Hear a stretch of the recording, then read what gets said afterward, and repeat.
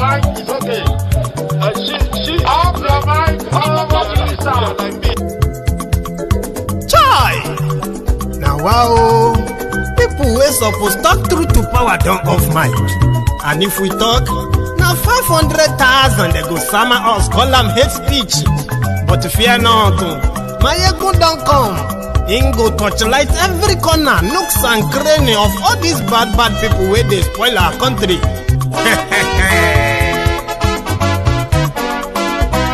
So my people make we laugh, oh, yo, yo. Maiyegun don't come, oh, yo, yo.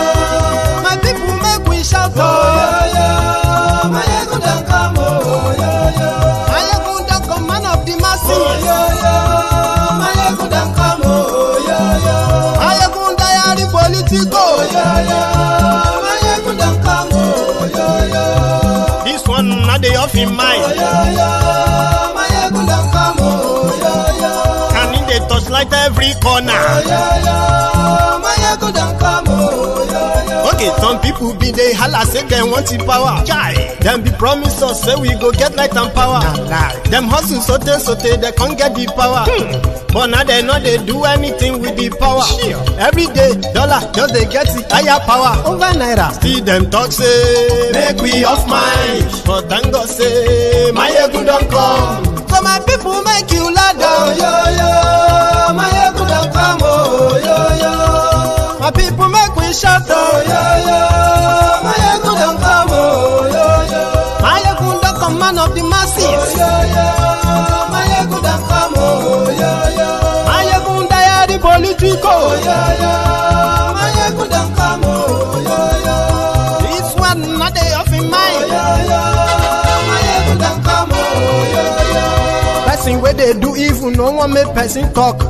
Them say that Maiyegun, that man too they talk. He too they talk. Say Maiyegun diary, he they hot like pepper. But every day then they take money in bulk. Poor man picking, they the street they hawk.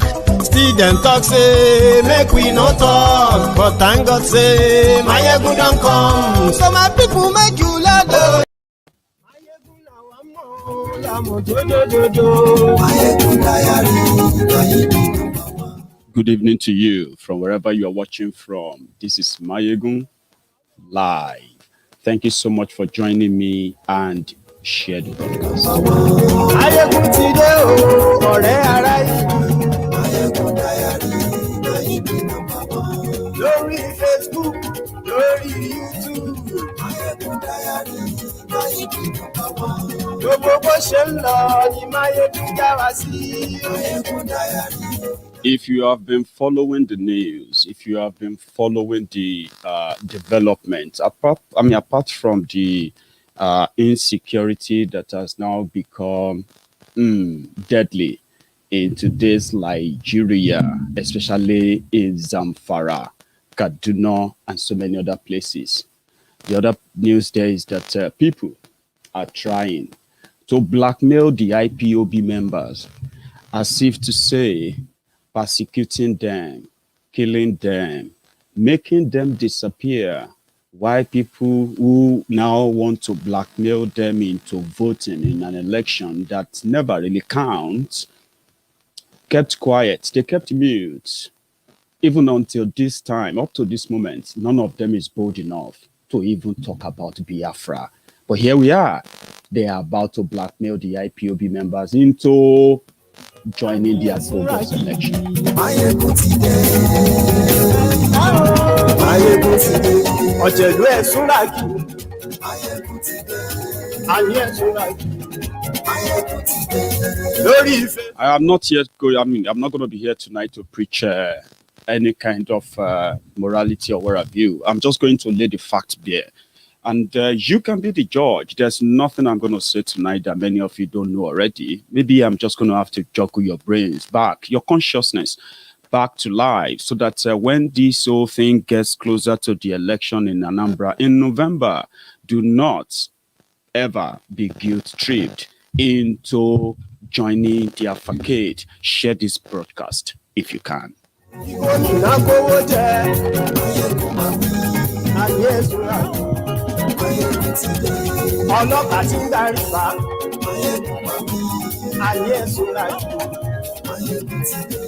aṣòfin tí ń rúfin o ayé ẹ̀sùn láti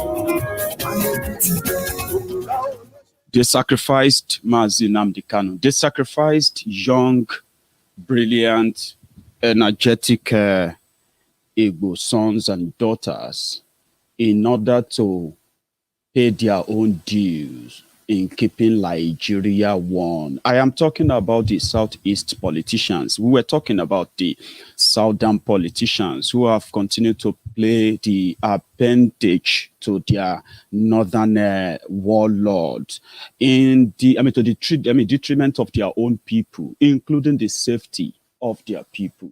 It was the Eastern governors, it was the Eastern politicians, it was the Eastern, those who make business, Nigerian businessmen in Eastern Nigeria, who decided to sacrifice the IPOB members that they suspected for their own selfish reasons only.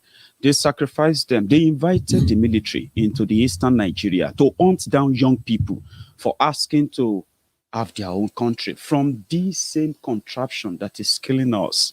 Same one that killed Omoyele Sowore's brother today. May he so rest in peace. They sacrificed Mazi Nnamdi Kanu only for them to come back. And they have started blackmailing the same IPOB members that they called inconsequential, unimportant, and the rest, because they have said, well, there's not going to be an election in Biafra land. Remember that the moment Oloye Sunday Igboho started mentioning there will be no election in Yoruba land, they fast forwarded the attack that they wouldn't have done at the time they carried it out. How dare you say there will be no election? That is against those who are parading themselves as Igbos, as Yorubas, as Niger Delta leaders, those who are collecting rents from Nigeria, peanuts, why their people suffer and die. So they sacrificed young people who could defend and make Igbo land great. They sacrificed them to the murderous Nigerian military and Nigerian police. So I said, even though people say election doesn't really count, we agree. But I'm going to make you understand why. When you tell them that election doesn't count and it doesn't really matter whoever they put there, it is going to be the same end result, right? I'm going to break that down for you tonight. We have been talking about the killings, the kidnappings, the abuses, the burning of properties of people, in Eastern Nigeria. I have been talking about it for the past 4 years, as I can at least remember. There was never a time that you will see any of these Eastern politicians that will boldly come out and say, what these people are fighting for is right, and we all need to support and protect them. They distance themselves away until the terror they were dining with, PDP, APC. You know the story of how they emerged. But let me take you a little bit back the memory lane, just a little bit. Some times ago, they told Ikemba Odumegojuku, they told him, you are one of the leaders of Nigeria. Your people will listen to you. We can build a better country. In fact, you can be the president of Nigeria. You are bigger than many people who are parading themselves as leaders of different ethnic blocs in Nigeria today. They tricked him to start, and he said, I'm not going to join any of your political parties. But because the way they structured Nigeria, you will never have any political party that actually identify with your own people. For example, Yoruba Nationalist Party, Biafra People's Party, or Biafra Nationalist Party. things that identify with where people come from, where you can say, we, these people. That was how it used to be in 1960. That's how people elected people from their own different nationalities, and they were able to be represented properly.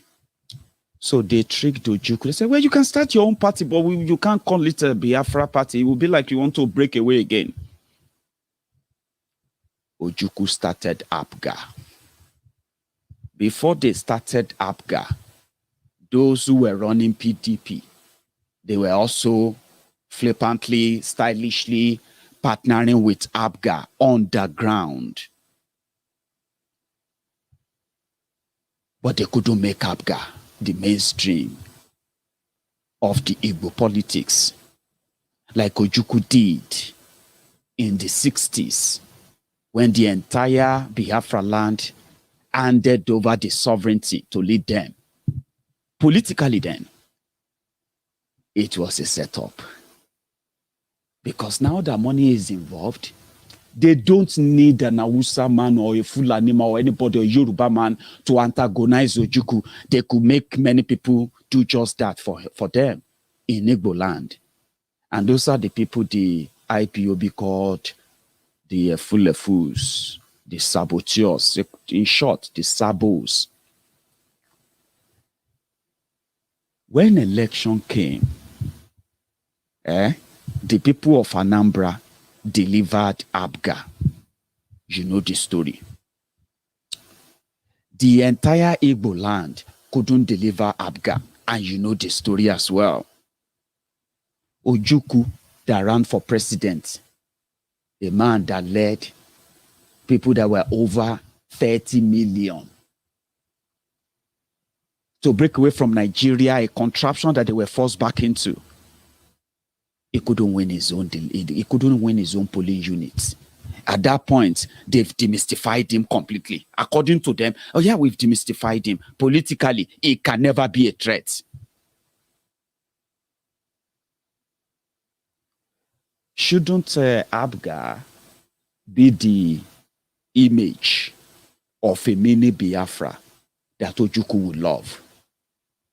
If he was able to get a Biafra 50 years ago, shouldn't Anambra, where you would expect those who have the mentality, the same vision, inspiration, and I mean everything that has to do with Odumegu Ojukwu, which in my own opinion is 100% Igbo interest.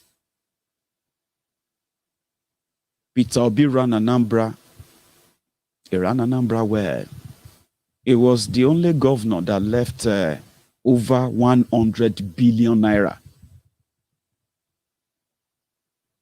when he left power. No joke. Oh.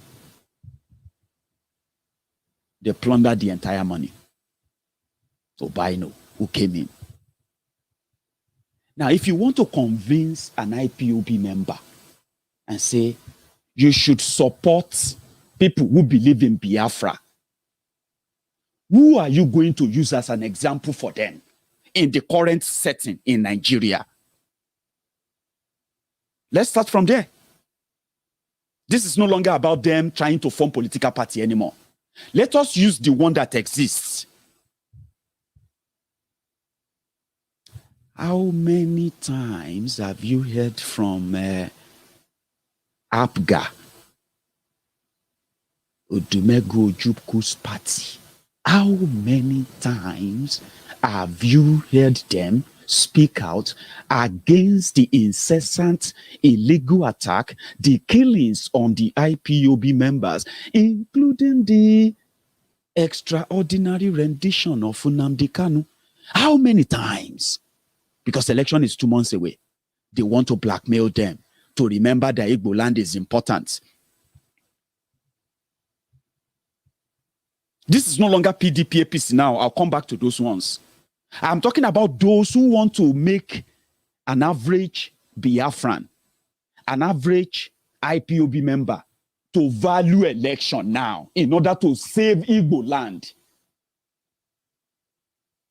What would they have to convince them? If you are one of them, I'm asking you, This is no longer about who is right, who is wrong. Now, we are putting facts beside fiction. No blackmail. Don't blackmail anybody. Don't think everybody is stupid enough that they're just going to be like, if you don't vote, Andy Uba is going to be the governor. APC is going to win. He's going to give the land, Biafra land, to Fulani and all of that. Who are you trying to scare? The people that can no longer sleep in their houses simply because they are identified as IPOB members and nobody is speaking for them. I mean, genuinely, through any established political party. Are those the people you are trying to blackmail so that Fulani won't take their land? They started ESN, Eastern Security Network. Who do you think should first support ESN? And the idea behind ESN, Bianca Ojukwu came out and she said, I support ESN. If my husband was alive, he will back ESN 100%. Abga, Anambra, Obaino, and all the hierarchies of Abga, Ojukwu's party. In Anambra State, if you kill a cow, you will pay 200,000 naira to the herdsman. If an herdsman kills you, they will pay your family 500,000 naira. Obaino announced it inside the church. Obaino, the governor of Anambra, publicly told people that he appointed Miyetiala into his government in order to work on security of Anambra State. Now tell me, are you saying they should turn to PDP? Because it seems that those are the loudest. They are the ones who love to blackmail people. They will threaten you. If you don't do something like that, Buhari will just do whatever he likes. Come on, calm down. Let's go back memory lane again. If you want to scare people of the terror.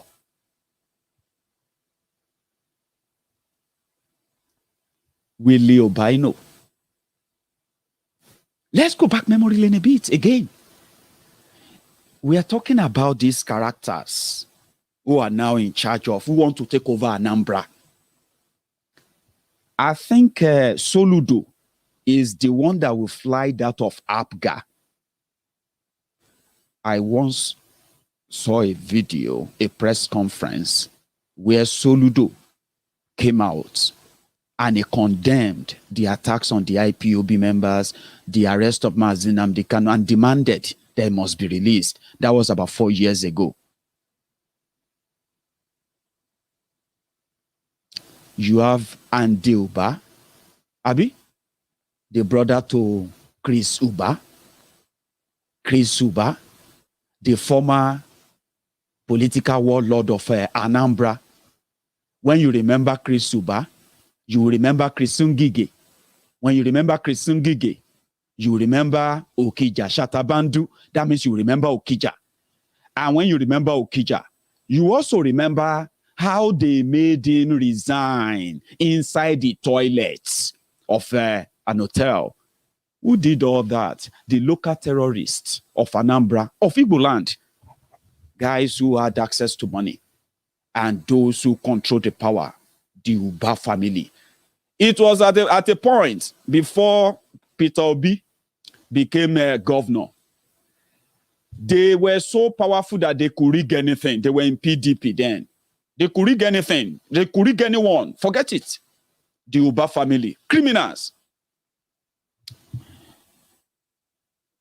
This same Andy Uba was governor of Anambra for 14 days. How many of you remember that?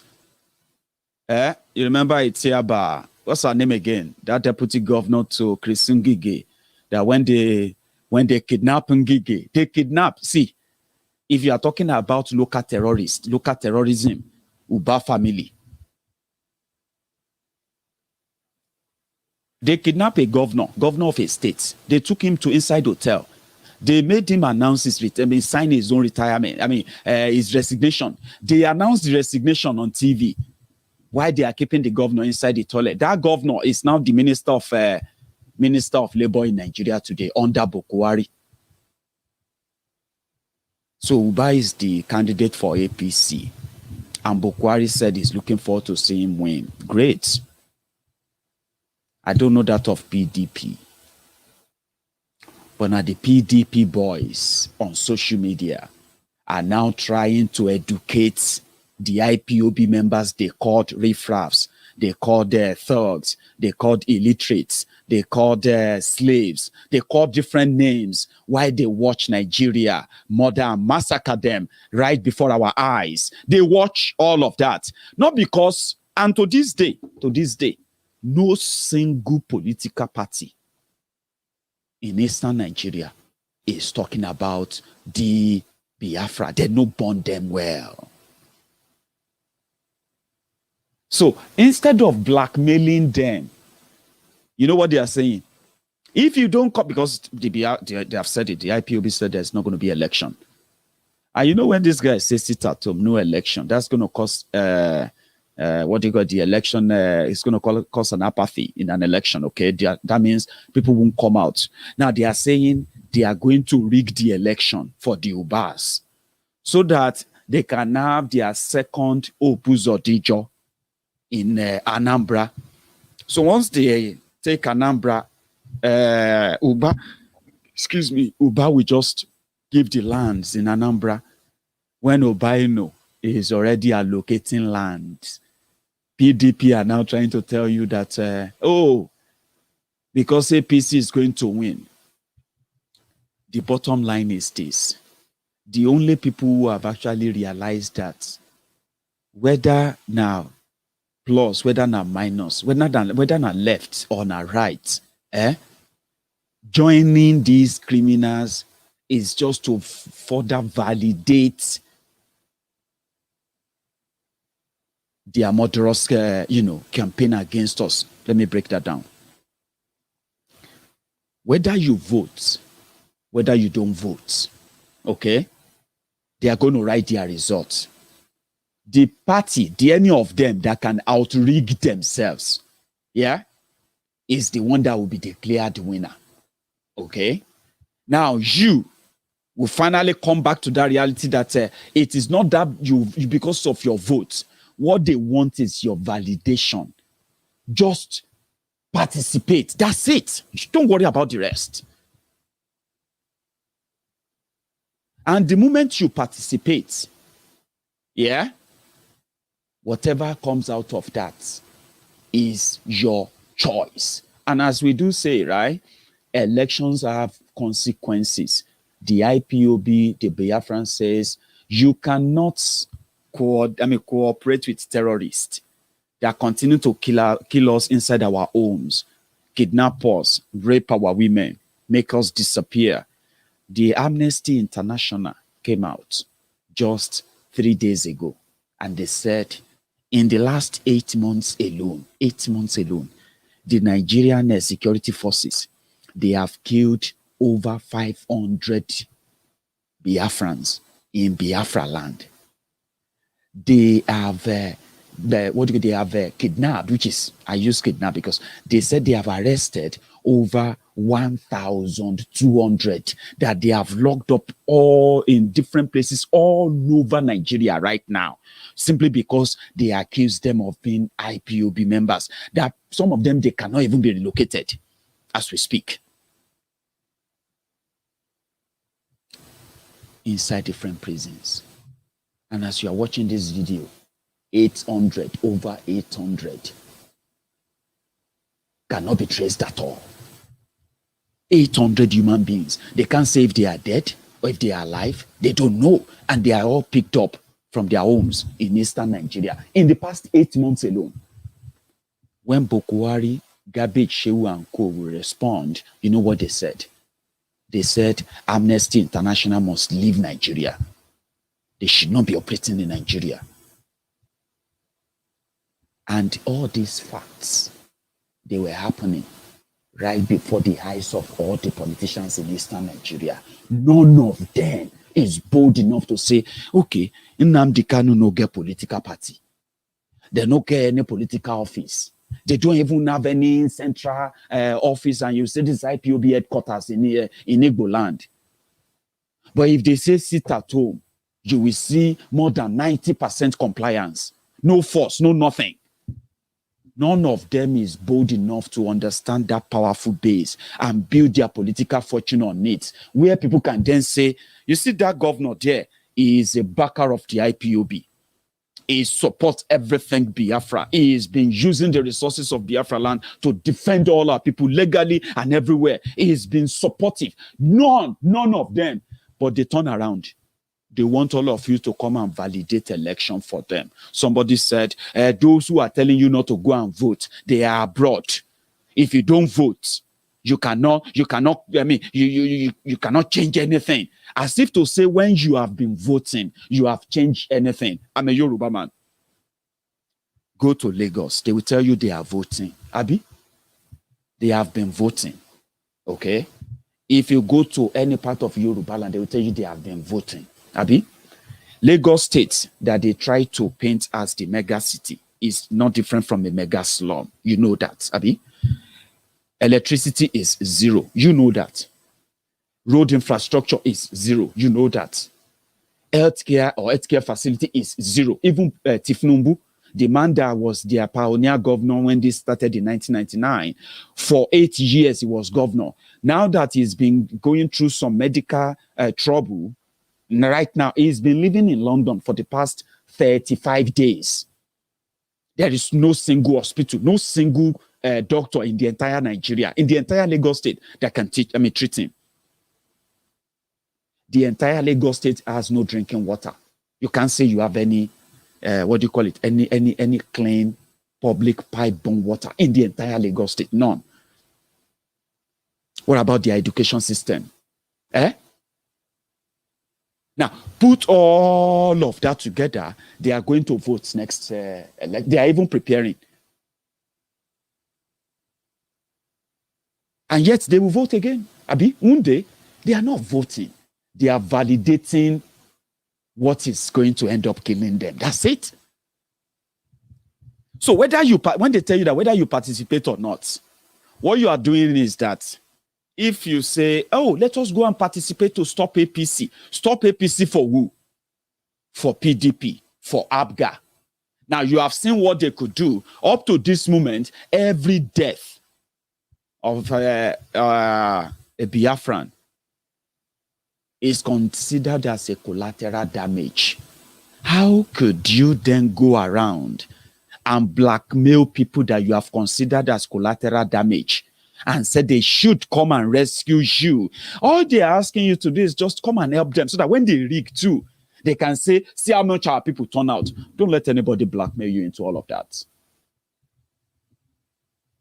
They have the opportunity to use this momentum and make themselves presentable. IPOB, if you ask the IPOB that we do like African Wala, thank you very much for your super sticker, by the way. If you ask them, you say, should IPOB just go and start their own political party where everyone who supports Biafra can be elected? That would sound good. But I just gave you a brilliant illustration of APGA, the story behind APGA, the ideology behind APGA. Can you say the people who ignored the people that they were supposed to be promoting and protecting, and they continue to shout one Nigeria, only for election to be coming to now, they are now start telling you, hey, if you don't vote for us, if you don't come out and vote, Fulani will just take over your land. Is that not the reason why they are killing the IPOB? Because the IPOB said they don't want Fulani to take over the land? Is that not why they are killing them? So now you want them to help keep you in power so that the Fulani won't take over the land. How? By them paying 500,000 naira to anybody they kill. Come on, try another thing. Blackmail is something I don't really give into. And I actually encourage you, my dear brothers and sisters, dear brethren, dear brethren in the temple of truth tonight, know this. Do not let anybody blackmail you. Nigeria is a crime scene. Okay? Nigeria is a crime scene. Nigeria is a place whereby the victims, you know, we blame victims for what oppressors did to them. We will blame you. Why are they locking up Nnamdi Kanu? Because he said, we will not give any part of Biafra land to any Janjaweed from Futa, Jalon, Futa, Soro, Futa, wherever they come from. Even if we have to pay with the blood, with our last blood, they will need to kill the last Biafran to take any land in Biafra land. They said that was too harsh. Come on. It's just land. Let's give them the land. And they said, no, give us referendum. We don't want election again. Give us referendum. Let us decide if we still want to be part of Nigeria or not. No war, no wahala. Give us a referendum. And they unleashed all the battalion on him. You have seen what they have done.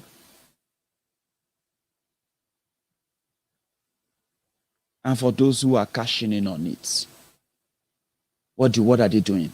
Why is he asking to break up? Why can't all of us just come together and have a conversation? With who? You want to have a conversation with who? With the people with guns. And only one order. The order is that if they see you, they should shoot you and kill you. Yeah. Who are you going to have a conversation with? People that walk in and walk into people's homes and they are killing women, children, burning down properties in the name of Nigerian army, and they are burying those genocide that they are committing. Are those the people you want to talk to? Since they won't talk, what are you going to do? Okay, fine. We're not going to participate in anything you do. Then that too became a crime. How? Don't let them blackmail you. That's what they do in Nigeria. There was no court warrant. There is no court order. There is nothing demanding for Oloye Sunday Igboho's arrest or anybody in his house. The lawless Daura Secret Service, they mobilized their Janjaweed repentant Boko Haram terrorists in DSS uniform. They put them on and they decide to go and kill people, civilians, in a civilian environment. No court order, no nothing. No crime committed. And they killed 2 innocent people there. They almost killed Sunday Igboho as well. But do you know what? In Nigeria, they are blaming him. That's what we do. We blame the victims. If he was just talking about to protect Yoruba land, I still like that. But when he said that there is no election in Yoruba land, how can he say that? When he started saying Yoruba nation, how can he say that? If he's saying Yoruba nation, does that mean he must be killed? Ha! Biafra, we want Biafra. Because they want Biafra, does that mean that they must be killed? Dehumanized? Imprisoned? These are the questions. But in Nigeria, they will say, there is no government that will allow all of that nonsense. So it is nonsense. So if I'm doing any nonsense is death sentence in Nigeria. But those who are committing this jihad of killing people every day, kidnapping people for ransom every day, can get pardoned. I mean, help me make it make sense. That's what we do, because I do know that. Blame the victims. Do not let anybody blackmail you. Don't participate in their elections if you have vowed not to. Okay? Don't. A day is coming. A day is coming that when the entire southern Nigeria will say, we are going to sit at home.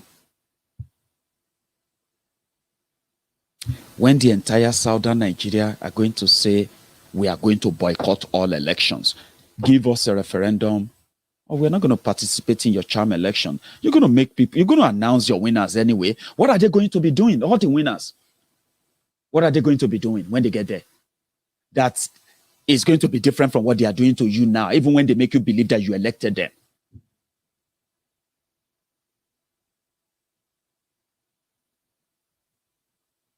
A state governor who has terrorists in his domain told the media to report them as bandits. Then they decided to do PR job for them in order to pave way for their own kind of lootocracy, where they can be able to loot as much as they want. Security or insecurity is one of the fastest way to loot in Nigeria. Very easy. Create the chaos. This madman knows that the terrorists are kidnapping his people, collecting ransom. He couldn't do anything on that. He said they are bandits, and he decided to start pardoning them. They were all everywhere. Cameras, lights everywhere, celebrating the fact that they are going to be pardoning terrorists. And just the same single poor state, Zamfara, in just 1 year, spent 978 million naira paying repentant terrorists who repented. And it is not even up to 1 month after that. The terrorists they gave money to, they gave cars to, they gave trucks to, they gave all these things to pacify and make them feel good. These guys went about and they started killing those they said once reported them to the police. Only for the same criminal man to turn around and say, we are no longer giving them amnesty to terrorists. Over almost 1 billion naira paid to terrorists within a year, rehabilitating them. Katsina State, where Bokwari comes from, the governor there, Bello Masaku or Masari, he drove hundreds of kilometers of dusty road into the desert, into the forest, and he met with the terrorist kingpin there, where he gave and handed there over 500 million naira. Just what he called a peace meeting. Some of you have seen the pictures. You have seen the pictures of Bello Masari, the governor of Katsina State, posing for picture with terrorists holding guns, where you saw Nigerian military, Nigerian police, DSS, all of them in his entourage, taking pictures with AK-47 wielding terrorists in their midst. They handed over 500 million there that particular day for peace in Katsina State. 24 hours after that, the terrorists released over 1,400 people out of those they kept in their custody. 1,400 human beings that are in their custodies. 500 million naira paid. They celebrated it early this year. Only for Bello Masari doing his own repentant terrorism. We didn't know that as they are doing repentant, some of you don't even know, right? As they are doing repentant terrorism, repentant Boko Haram, they are putting them in different jobs, putting them in the military, putting them in the police, putting them in different government houses, putting different programs together for them in northern Nigeria, where these guys are collecting salary. 3 of them were arrested just about 2 days ago. Do you know why? They were caught where they were actually carrying out armed robbery. These guys collect 100,000 naira every month from the government of Katsina State. Appointee of government of Katsina State, repentant terrorist, appointee of government of governor of Katsina State, where Bokwari comes from originally, or superficially. They arrested about 2 or 3 of them just 2 days ago.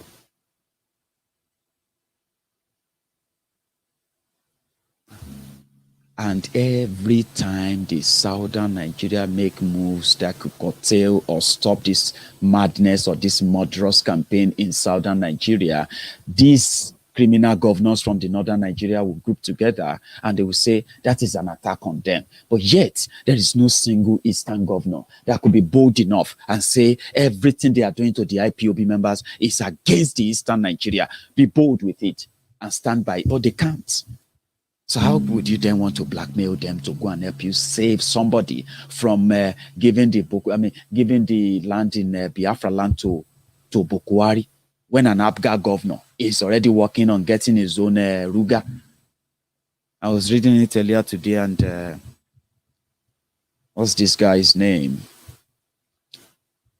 Dave Umahi, the governor of Ebonyi State, the one that he was the chairman, PDP chairman for Ebonyi State. Then he became the governor of Ebonyi State. And just this year, it felt like Ebonyi should join APC. And all of a sudden, the PDP that brought him to power is now the wicked, the deadly, backward, blah, blah, blah, blah, blah party. But people told us before he left, they said, oh, Umahi, they were promising him that he's a shining star from the east. You know, that rising sun, the rising sun from the east, that it was the rising sun from the east, that they were going to give him the presidency of 2023. Now, I was reading earlier today, and Fulani Maiyegun said he will be so disappointed, he will break his heart if APC does not zone their presidency 2023 to Eastern Nigeria. You and I know that those that are going to make sure that the Igbos never become president are going to be the Lagos politicians. They don't represent Yoruba, and I want you to say to understand me very well. Just same way these politicians we are talking about, I don't think they represent you. Okay?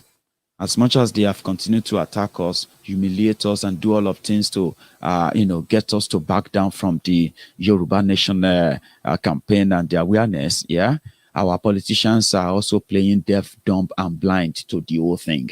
It's just that we haven't suffered what you have suffered so far. So the people who couldn't care a hoot are going to sabotage themselves. So Fulani Maiyegun is now kind of saying he's going to be heartbroken. And the Biafrans are already telling him, your heartbreak, it never starts. You go get the one where we say, if you know all and well, if you get that attack. So my point tonight is this. Do what you think is right, whatever your conscience says, okay? But don't ever get pressured or blackmailed into believing that if you don't join the election, if you don't go and vote, that is why Andy Uba will be the governor, and Andy Uba is going to give your land to Fulani and all of that. This is the time that they are trying to make you look important. This is the time that they want to pretend that they actually have been seeing everything you have been fighting for, everything they have been killing you for, kidnapping your children, for making your family members, making your loved one disappear. They have been reading all of that, but they pretended that they didn't know, because they will do the same thing to you if they were the one holding that power. It doesn't matter whether the person are Fulani or Yoruba or anything. They will do the same thing to you. Project Nigeria is a project like business enterprise. People there are shareholders, the owners of Nigeria, and they don't see they don't see Nigeria as Igbo, Yoruba, Hausa. They see Nigeria as their big enterprise. So if any part of it is going to cause trouble, they will all unite and try to crush it. It doesn't matter who is in charge. I keep saying that to all of you. I keep saying that to people. But some people are still pretty much so kind of hiding behind that ethnic veil, tribal veil. No, a Christian will not do it. Religious veil. Somebody, no, come on. It is Nigeria. It is an unwritten code. If an Igbo man become president of Nigeria, if you like, hold the flag of Biafra and see how their soldiers will shoot at you. And you'll be asking, hey, Shineke.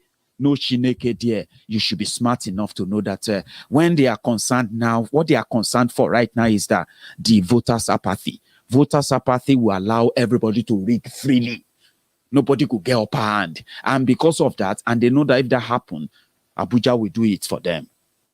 Since they have the leverage to Abuja. Hi, APC in Anambra, that you have APC in, because you have APC in Imo State, does that make the people of Imo State APC members? Does that make them?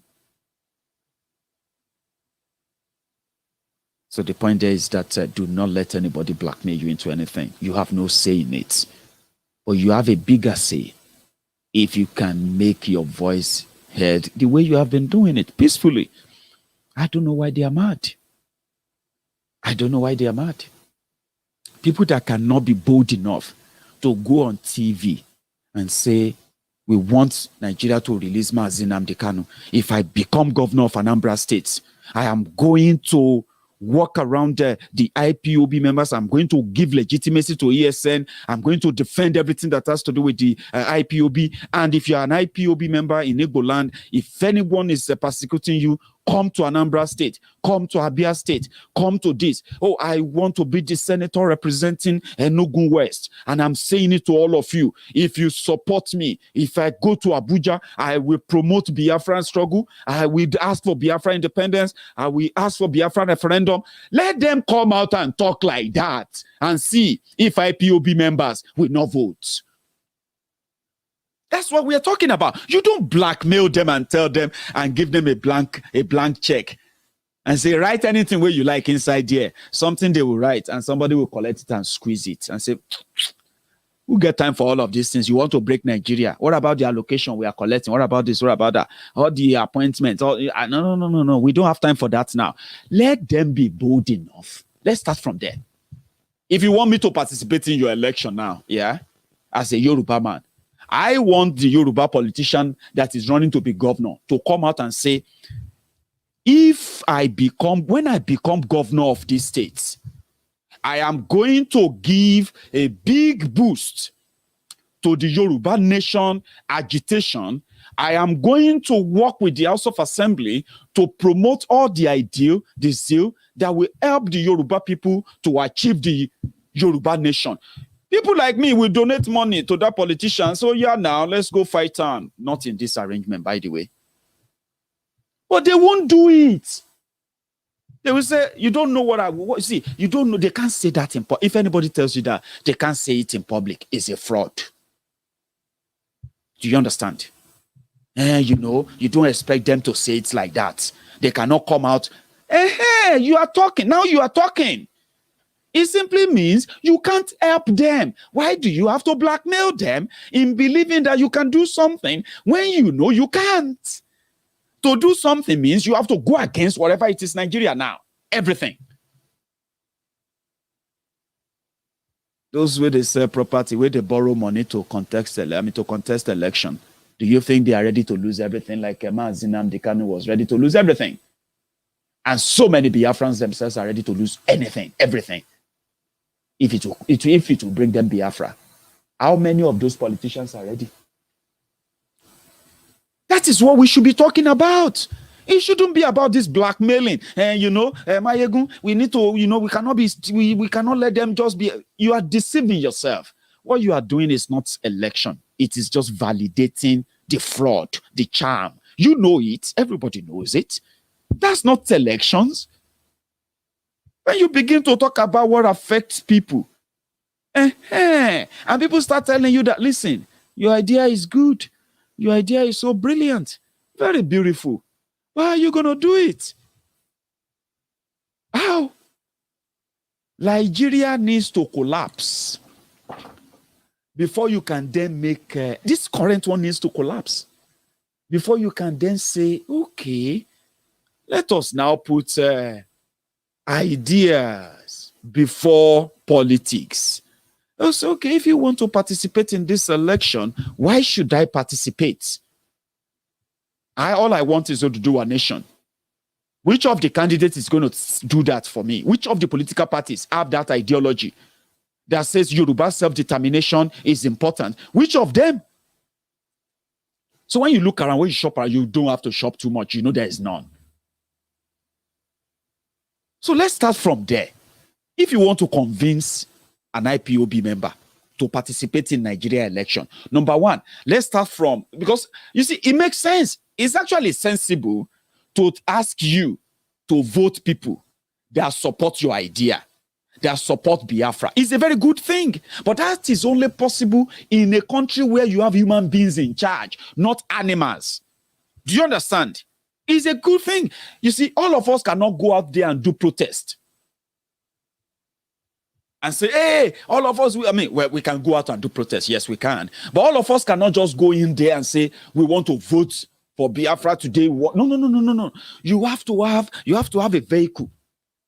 It's like a vehicle that's going to take you to that place. How? It starts from people. For somebody like me now, that understand very much how it's going to be beautiful to have Oduduwa nation. Okay. In the current arrangement, Nigeria is a political arrangement. To dismantle Nigeria, you need political tools. Everybody will handle will hold their own political tool to dismantle Nigeria. And to do it, you have to gather on that vehicle. A system must be in place that allows us, somebody like me, to come out and say, hi, Maiyegun General, I want to run for the position of Ijebu Central Federal Constituency. And my mandate is to go there and fight for the self-determination of the Yoruba people, self-governance of Yoruba people, and Oduduwa nation. So help me God. Now, if you now have 40 or 50 people who says, we are going to go on the Yoruba Nationalist Party. So as a Yoruba man, if you see me, what do you think you're going to be seeing? You will be seeing Oduduwa Republic. If some of my brothers here, if they are allowed, in a system that works, and they say, I am going there to go and fight for Biafra, self-determination and all of that.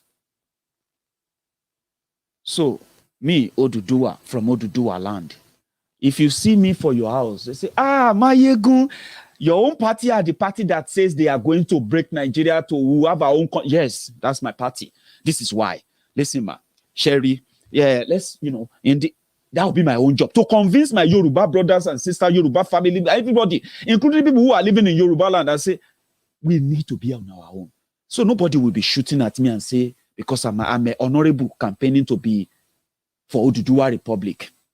Now, at the end of the day, when you now see the other parties, there'll be other parties telling you that don't vote for these people who want to break Nigeria. But now from there, you will know people who actually support that. No, will break.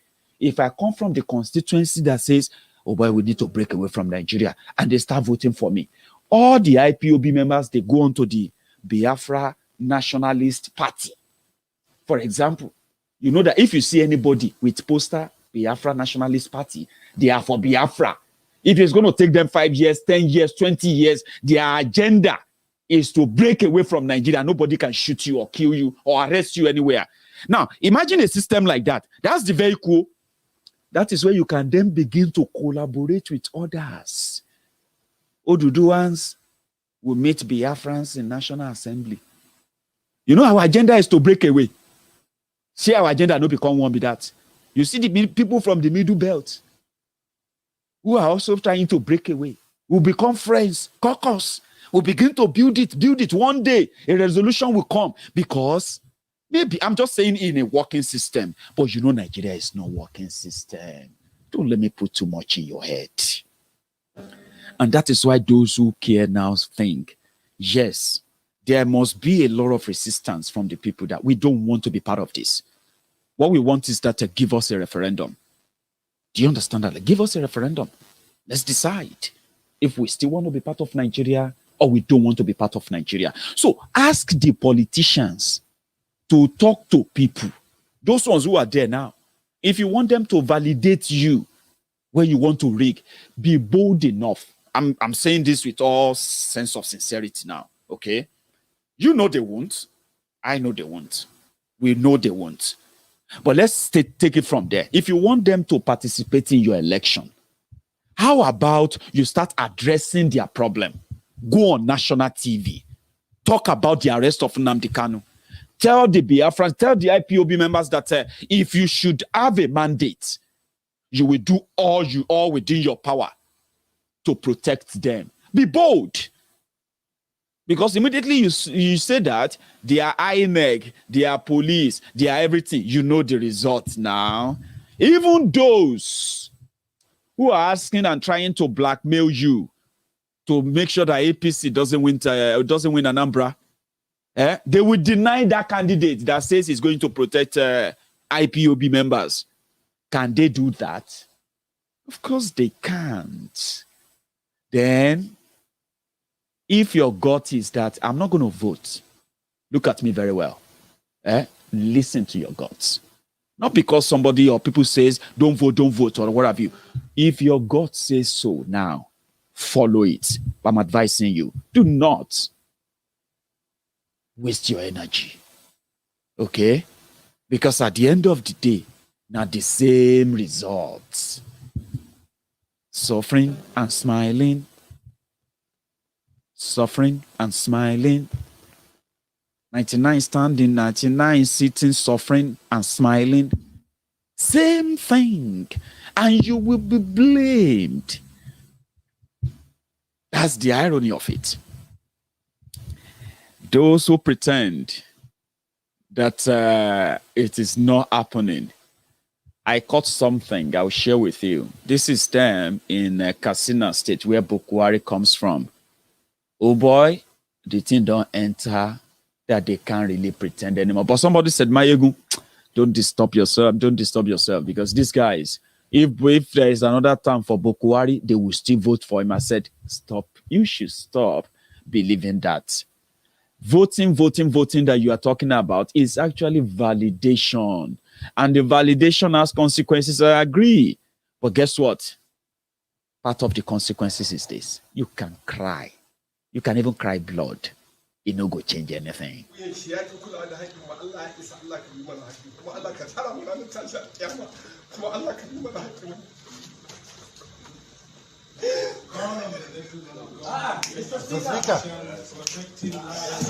ake irin wannan ba daidai ba ne gaskiya mun zo ne don mi magana ba da speaker nan mun zo ne don mi magana don wannan aka zabe mu har karfe 6 sai ka daga hannu ba mu dama mi magana kullum haka ake mana a cikin gidan sai mu daga hannu ba za mu dama mi magana ba dan haka aka zabe mu sai a zabe wasu a ba su damar su magana dan haka aka zabe mu nan wurin ba dan haka aka zabe mu aka mu nan wurin ba ana mu yi magana sai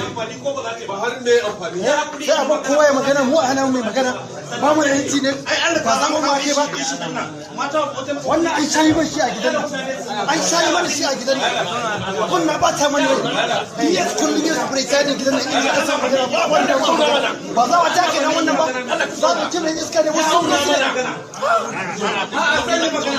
wai aka hane mu wannan ba gidan nan wai aka hane mu ba za mu take ba kuma mun tsaka mu wannan za mu take ya kawo gidan nan.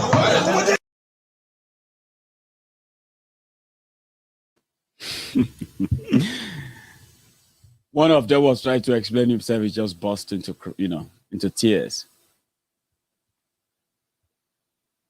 They are kidnapping them like they are just a piece, like they're just some sort of a game. Nowhere to run to, nobody to cry to. They can't even sit in their own assembly. Their children, their homes, their villages ransacked. But somebody said, well, as long as they keep power, it doesn't really change anything. Let me quickly go for one break. It's going to be about the United Nations mega rally in New York.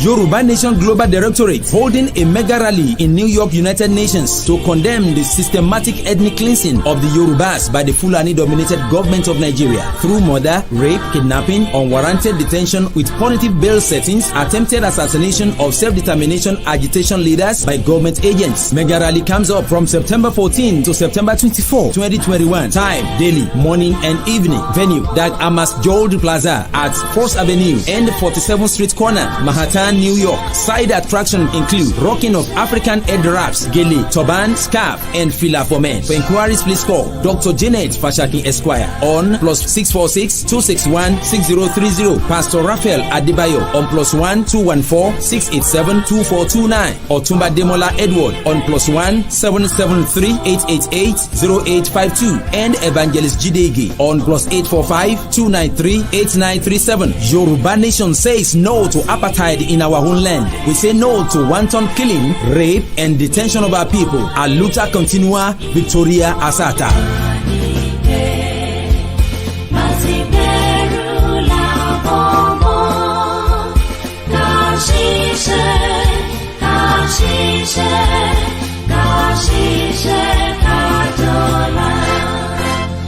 Sokoto,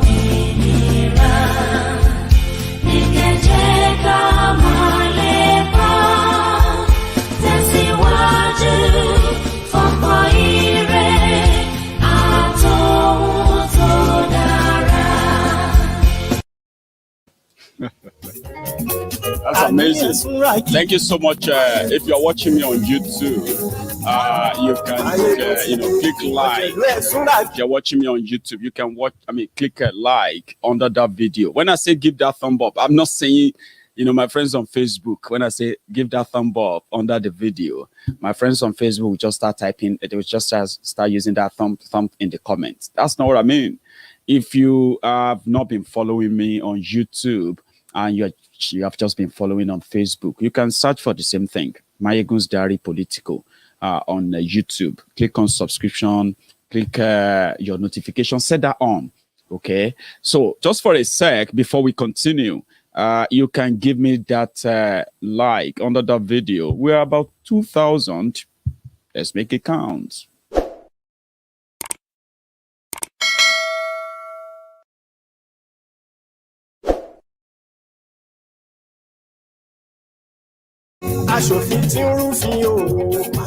Thank you very much. Nnamdi Kanu's lawyer was in Nigeria. He's still in Nigeria. And the report we are getting from the legal team, Barrister Ejiofor, is that the DSS, the Daura Secret Service, have been, sort of humiliating them every time they visit Nnamdi Kanu, especially in the last 2 weeks. It's been so horrible. An American American attorney that is indeed working for the Directorate of State, I would say, of Biafra.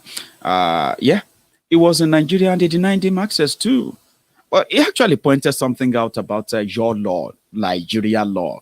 The reason why you have lawless people in charge is simply because they are operating a lawless. They have a ridiculous military decree called Constitution, which makes them lawless people. Anyway, that's the first thing the American lawyer observed. Then he spoke even further. Maybe you can listen to this. While you're here, supposing the Nigerian government invites you to a meeting to say, hey, let's talk about why you're here, would you be willing to meet with them?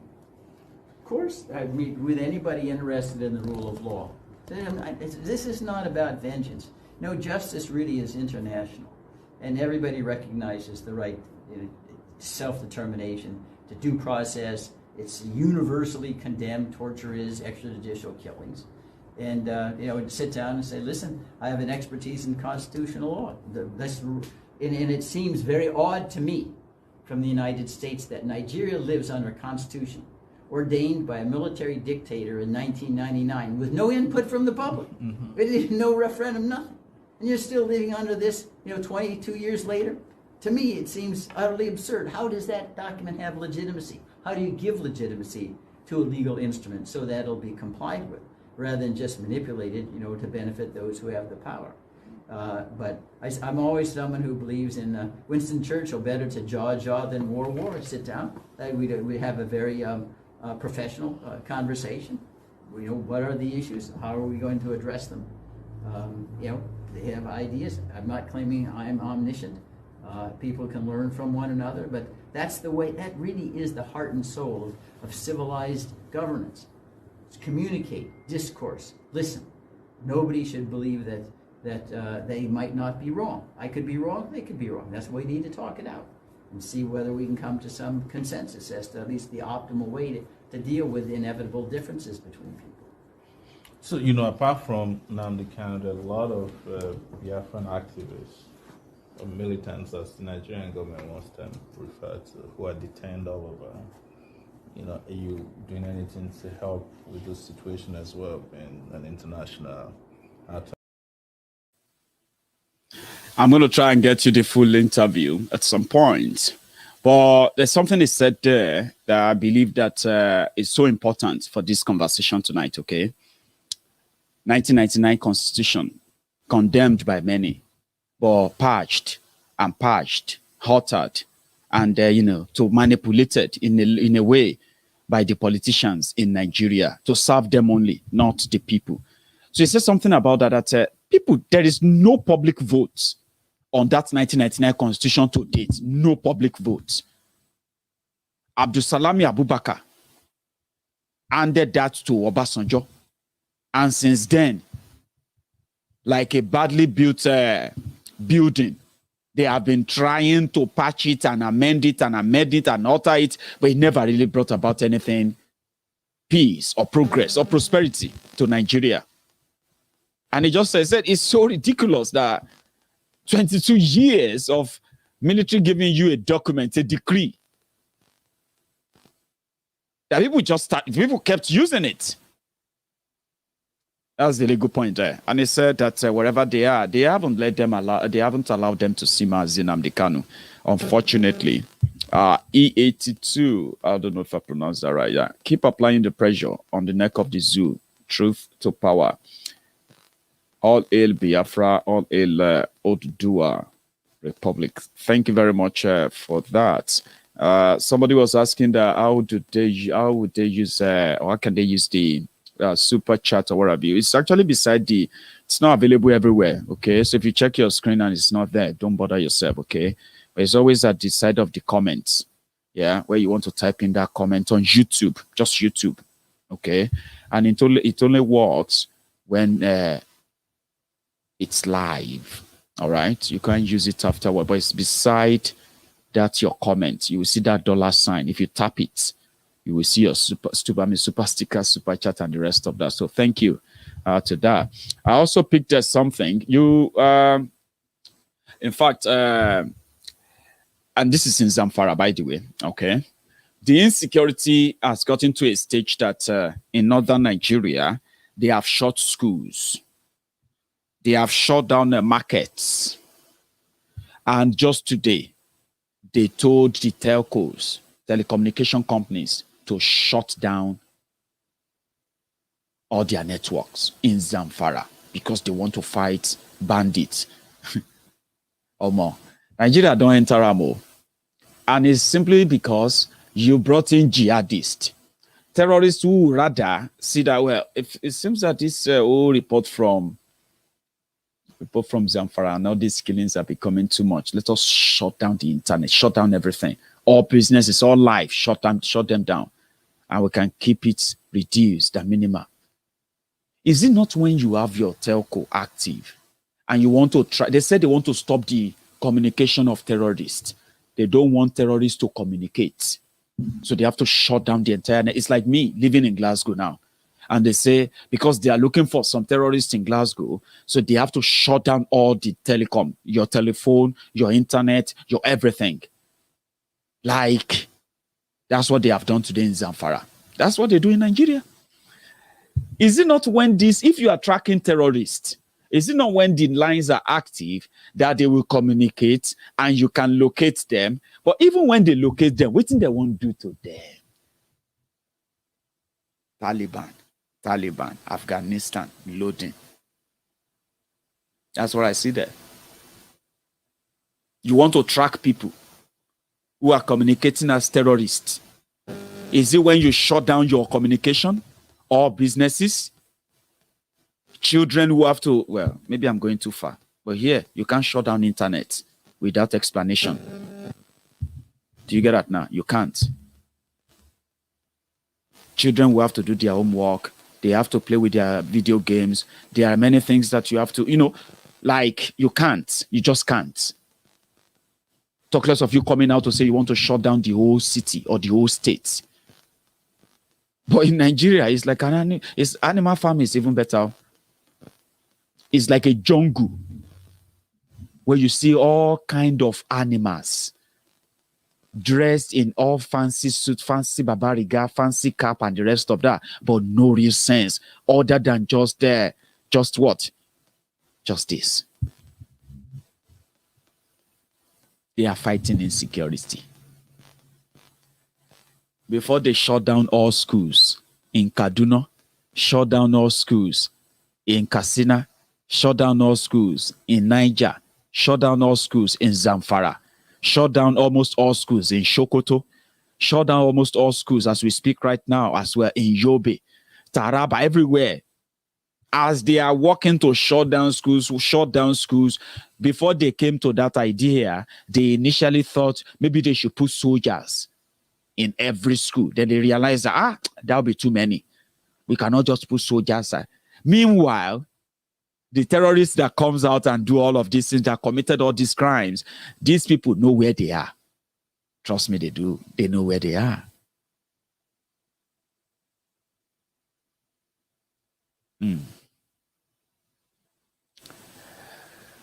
Then, just 2 days ago, Bokwari sacked I think it was the Minister of Agriculture, as well as Minister of Power. One of them ended up in the office. In the hospital. And I think it's that one that is of power. I'm not sure. But you see, the one that is agriculture is a 75 years old man. And his own legacy is that Nigeria is doing well. That with 30 naira, you can eat belleful in Kanu.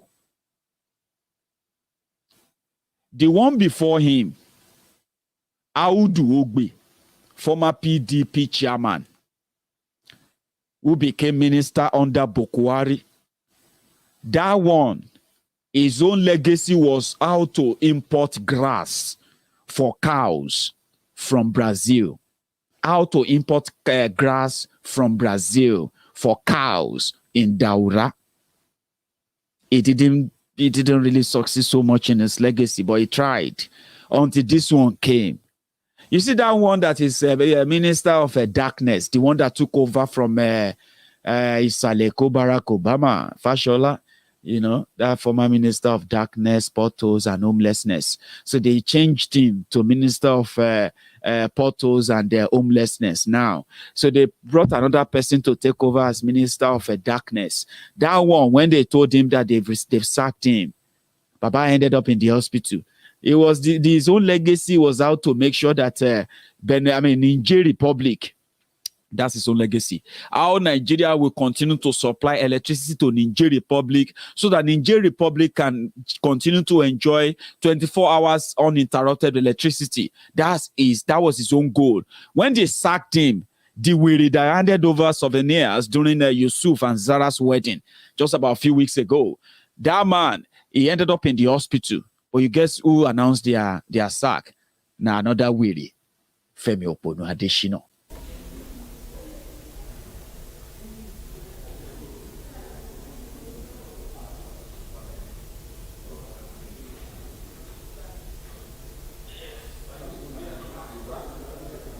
I have found it essential to reinvigorate this cabinet in a manner that will deepen its capacity to consolidate legacy achievements.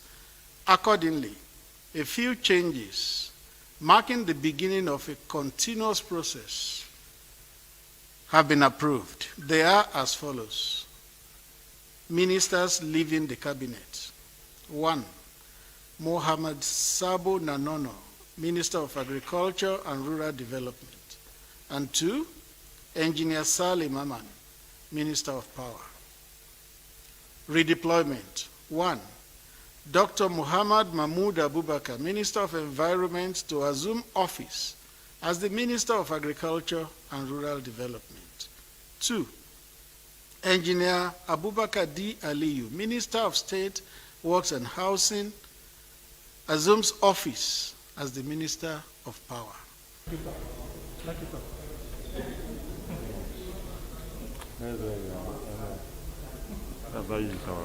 It's not easy.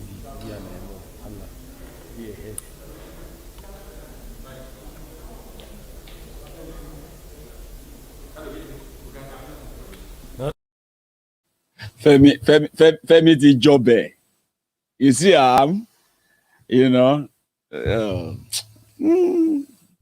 people say, where is Abati? We'll find out. You know what I mean now? So yeah, that's why I'm pretty much tonight all about, listen, there are some things that people have achieved, we have achieved over time. One of them is the fact that we've conquered the fear, the normal one they normally try to blackmail us with. if you do this, we're just going to arrest you, or we're going to do this or that. All those things don't fly anymore. If you care about people being persecuted by Boko Haram and gang, don't tell them to go and vote. They know what they're asking for. They said, give us a referendum, give us a date for referendum. That is possible, that is doable, that is practicable. Why not, if not? But those who are against that are those who are waiting for their turn to begin to feed fat on Nigeria. And they will do anything, they will say anything, but none of them would dare come out and campaign that they will support Oduduwa Nation, they will support Biafra if they get elected. Maybe we should start it from there. So when people ask you to go and vote, tell them, give me one person that is campaigning on Biafran struggle. You know they can't give you. Let us even go deeper into the rigging machine, the rigging system, the legal system that is also rigged, the police, the military that will help them rig. Even as they say, security no de Kaduna, they were doing a local government election today. Guess what? They were still snatching ballot boxes. Despite say bandits, this one did kidnapping people, killing people. They still have talks to go and snatch ballot boxes. During Boko Haram pandemic. They don't care. They will still do it. They will still declare winners, whether you participate or not. But tell them. So if we don't go into all of that, let's just start from how many of them have the ball to come out and say, I am running on the promise and mandate that I'm going to fight for Biafra, I'm going to fight for the IPOB members, I'm going to speak for them, I'm going to move emotion if I'm elected this, I'm going to make, you know what I mean? Let's start from there if they have the balls.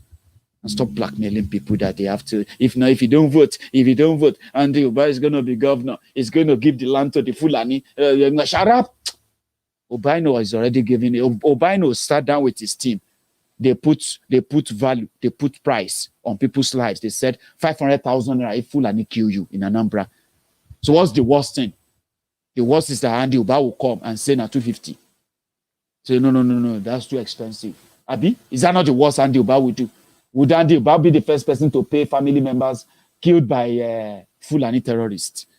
The one there already is already doing it. Let them even just use that same Ojukwu legacy, Ojukwu party.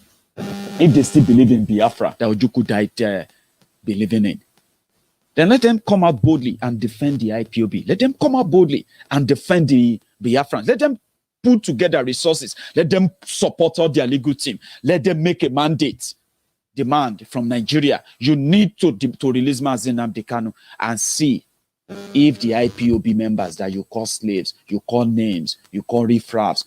I've seen a lot on this platform. I've seen a lot, guys. Okay? The people who once called you names, called you this and that, inconsequential, Nnamdi Kanu called him thug, different things they called him. They are now trying to blackmail you. And they're not even nice. They're not even like smart about it. They are saying it like it's their entitlement. Like you need to do it. Oh. If you don't do it, don't come and complain later. As if to say the time you are complaining now, they even agree with you that you have the right to complain in the first place. Don't be blackmailed into it. And I'm going to open my line anyway, just to use the rest of my time. If we can manage the time tonight, okay? I'm going to open the line. Eze, thank you so much for your super sticker and your super chat as well. Keep on creating the awareness. Many are being set free from Nigeria bondage. I love your style, brother. Thank you. Bro, I've got another one. Somebody just I said hybrid 10. Yes, for those asking for the number, it's right there underneath this on your screen. Yeah, you see the number. There is WhatsApp number only. Okay, hybrid 10. Thank you. Great job, Maiyegun. We love how you say it tonight, and we love your 32 sparkling white smile. Oh, thank you. Be like say yourself, no say you get nice smile. Trust me. Tell me about it. And I think it shines more when you the camera. Hello there. Yeah, how are you, Maiyegun? How are you doing? I am very well, sir. Your name? Yeah, My name is Henry. Yeah, I'm calling from Washington, D.C. You know, I so much like your... Yeah, I so much like your exposition. You are a temple of truth. You know, so I'm so happy that you came and start giving all this exposition so that people mentality will change. You know, these people are trying to do in Anambra State. I mean, they shouldn't do any election in that zoo. You know, they shouldn't, because there's nothing to show for the election. After election, is there any road? Is there any light? Is there any food to even eat? Is there any job? You know, so who are they deceiving? You know, so all those things is just rubbish. We want our Biafra. Yeah, we want our Biafra. We want to do one nation. We want Middle Belt Republic. So they should stop all those rubbish. You know, we don't trust them. So we don't want anything. Thank you. You know. Thanks so much, Henry. Bye-bye. Thanks for calling. I have another caller. That's Henry there. That was Henry. So, hello there. Hello. Hello. Hi. Good evening, my brother. Good evening. God bless you. And you too. How are you? And thanks for the wonderful job. Yes, I'm blessed. Thank you. Oh, my Jesus. To start with, they shut down the network. In Zamfara, yes. Isn't that amazing? They said they want to use that opportunity to locate the terrorists. No, they said they want to stop them from communicating. The Oloshi Patantami.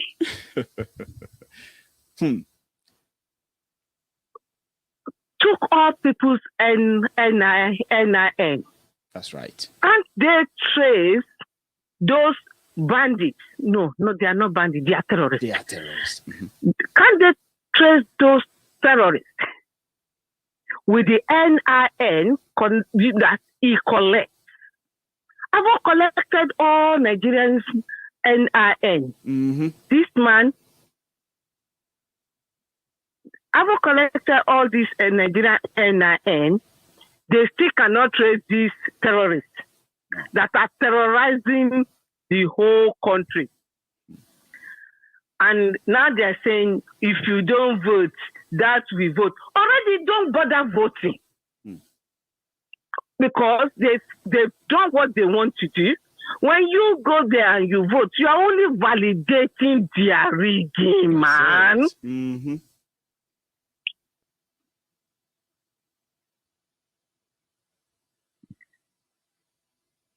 Hello?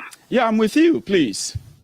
So the line keeps disconnecting. Oh, I'm so sorry. So when people go in there and they vote, it is simply validating their rigging, and on top of that, validating the pain, telling them you can abuse us as much as you like.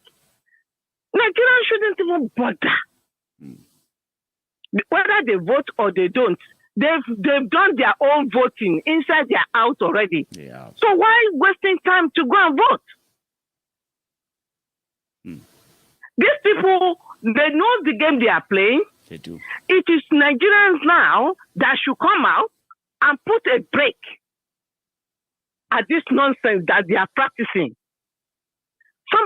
You said the lawyer that came from America, he said he cannot believe that 1999 Constitution that was given to us by a military dictator, and another military dictator is enforcing it with hidden agenda, and Nigeria still believes and they fold their arms. All those useless politicians and their so-called bulldog, the dogs that are fighting the dirty job for them, I'm sure they're going to regret their life, because sooner or later,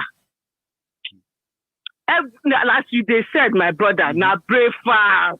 Now all of everybody could chop out. It's just going to be different times. God bless you, ma. Thank you so much. Thank you. I'm going to take another call. You didn't tell us your name. I don't know if that's deliberate. But, okay. I have another call. Hello there. Hello. Hello, sir. Hello, Maiyegun. Yes, sir. Ekaleo, ekujo meta o. Ekujo meta. Yeah, well done. Ekushe. Thank you, sir. Ekushe. Yeah, like I was telling people, you know, Yoruba nations, Biafra struggles and so on. It's so far bigger than Mr. Kanu and Mr. Sunday Igboho, two of them. That's right. So it's a struggle for all of us. Okay? But let me quickly, I don't want to waste the time. All right, sir. You know what is coming up in 2023? In 2023, the Hausa Fulani, this is their plan. Now, they've already, even Buhari have already settled with Atiku. Okay? So now Atiku and Wike, they are planning, Wike is ready to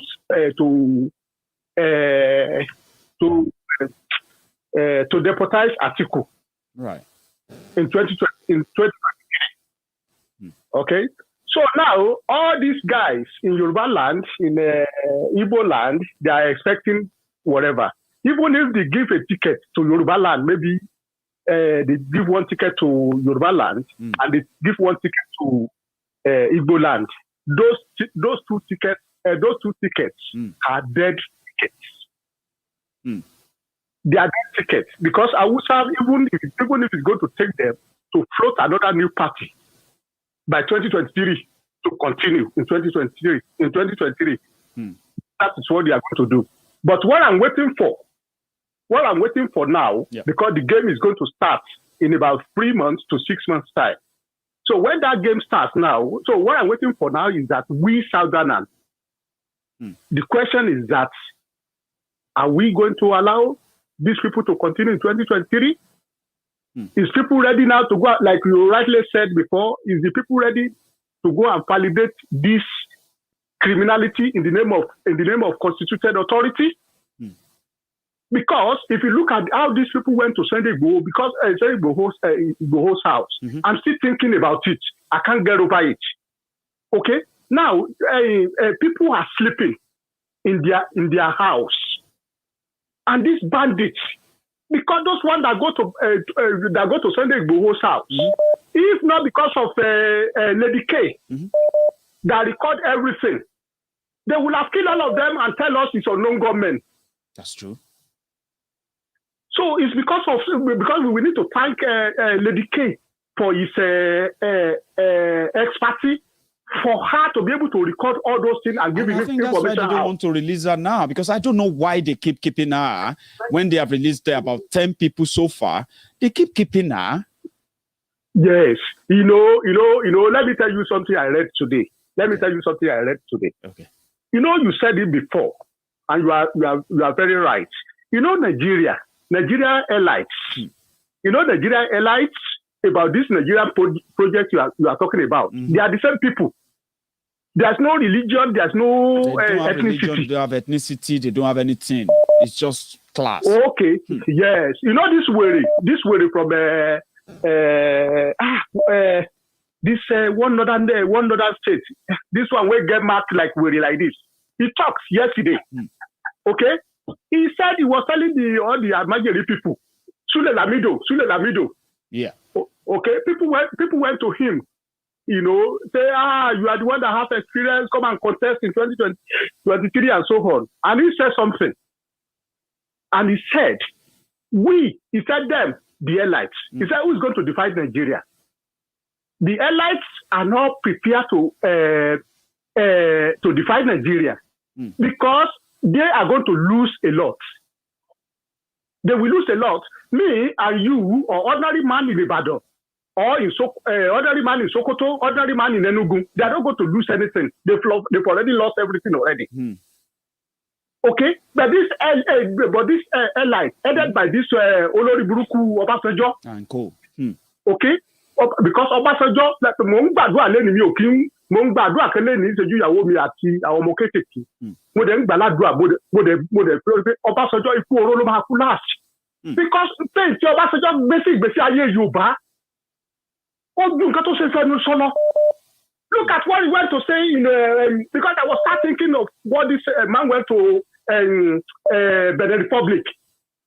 If Obasanjo went to Benin Republic and go and talk to them about Sunday Igboho, they will have released him. Now, this man went there. You will secrets will come out later. This man went there, say, because if you look at the population of Benin Republic, the largest tribe in Benin Republic is 32%. I forgot their name. Okay, the second largest population there is Yoruba, which is around 17%. Okay, what Obasanjo went there to tell them is that if you allow these people to, if you support Yoruba people to leave Nigeria, they will take this Yoruba in your country out of it. They will break part of your country. That is what Obasanjo. That's right. That is what Obasanjo went to discuss. Obasanjo is never been, and that is why when he come back, he now started pacify Yoruba again by go to Delta State, Odu of Wari, just to show that he is doing something for Yoruba people. That Obasanjo is a bastard. So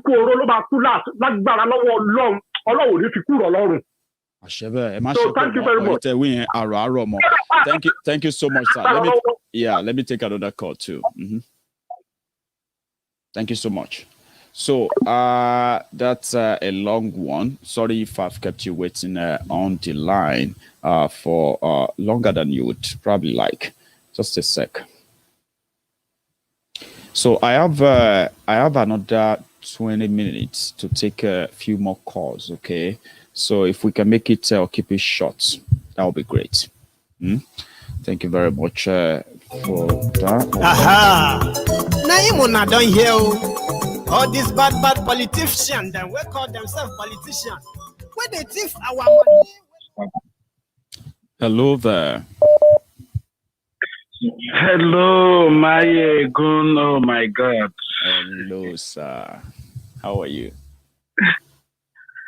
I'm good, Maiyegun. I don't know. I'm so excited that I could be able to get you back again online. I'm glad you did, and it's quite it's quite good, because it wasn't so busy when your call came through. So your name? I'm telling you, I'm just okay. I've been trying since how many months now? I've been trying to get on, and then from beginning to the end, I can't be able to get on to you. So sorry. But however, I have to call you the beautiful bride of the South. So many people have tried to qualify you at so many things, but you are just an enigma. You are Nostradamus. You are, I don't know. To be honest with you, sometimes we don't even know who you are. But then I've been telling you from the first time that you're a leader is born, but you don't know. And the way you are going every day, God keep on giving you wisdom. It is not your making. That is whom you are born to be. Thank you, man. Don't relent. Stand up. More people need you. Stand up to lead. And because whatever you're doing comes from the heart, anybody can see it. Sometimes, even if when I'm angry, once I'll be able to come and listen to your show, I have this, relief in my heart that somebody can be able to, I don't know. My brother, you are doing a wonderful job. Thank you. And don't remove. I don't know how to. In fact, I don't know how to put it. Everybody keeps saying, but the thing is that let me just put it this way. Now, what we need is the people. That's right. These people, the mad people in government. If any Nigerian, so-called Nigerian, believes that these people can be able to shift ground a bit, they will never. They won't. They will never shift a bit. Look at what is happening in Plateau State. Look at what is happening everywhere. And these people still, I think the Nigerian society are the ones even aiding them to continue what they're doing. They are human beings like us.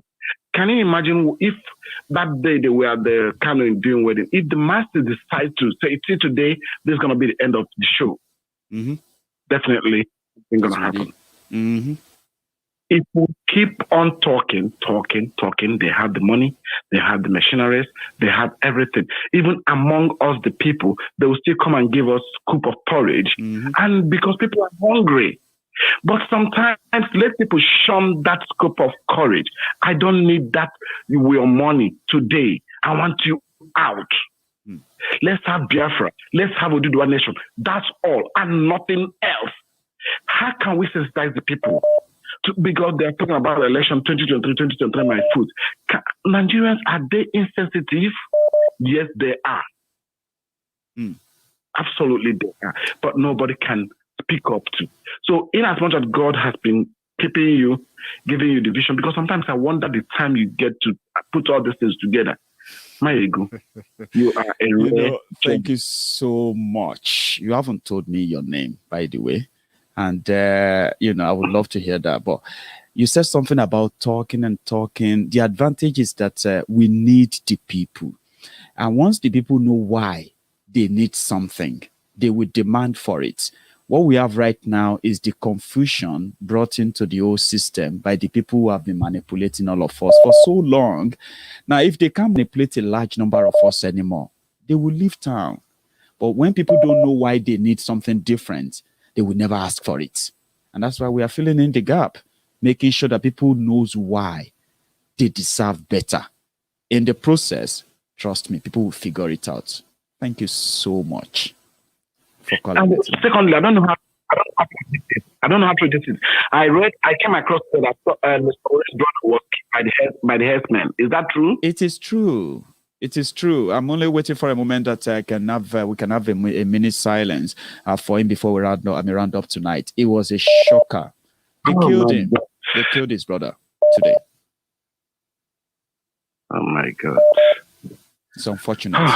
In fact, let's change the tone. Let's start calling for people to arise. Enough of this. Let it be one. You must only die one day. If you speak the truth, you die. If you lie, you die. Why not speak the truth and still die? Why not stand on the truth and still die? We all will die someday. At least, yeah. Enough of this madness. Enough. Thanks so much. Yeah, I'll take another. Thank call. you, man. Okay, you have a good. Yeah, may the spirit of ancestors continue to guide you and protect you. Man, you say thank you, Baba.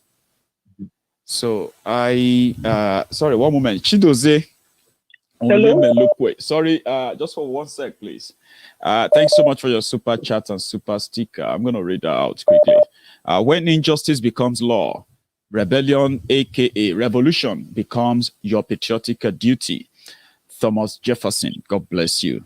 Hashtag reason with logic, not emotions. Hashtag revolution now. We are getting there. Good evening, sir. Good evening, Maiyegun, my brother. Even though we are not born from the same mother, you are my one name, my brother. That's so. Thank you. Yes, my brother. Maiyegun, what I see here is Fulani must go. That is all we need. Absolutely, yes. Fulani must go. Every town, every state, every street, every village, wherever they are in a south or southeast, we have to come out and sweep them out. Fulani must go. Whatever offices they are holding in Lagos or Yoruba land, Fulani must go. That will be the beginning. When we all come out in the streets, the way they came with glory, they will begin to go with glory. Fulani must go. That is the only way out. We will sweep them out.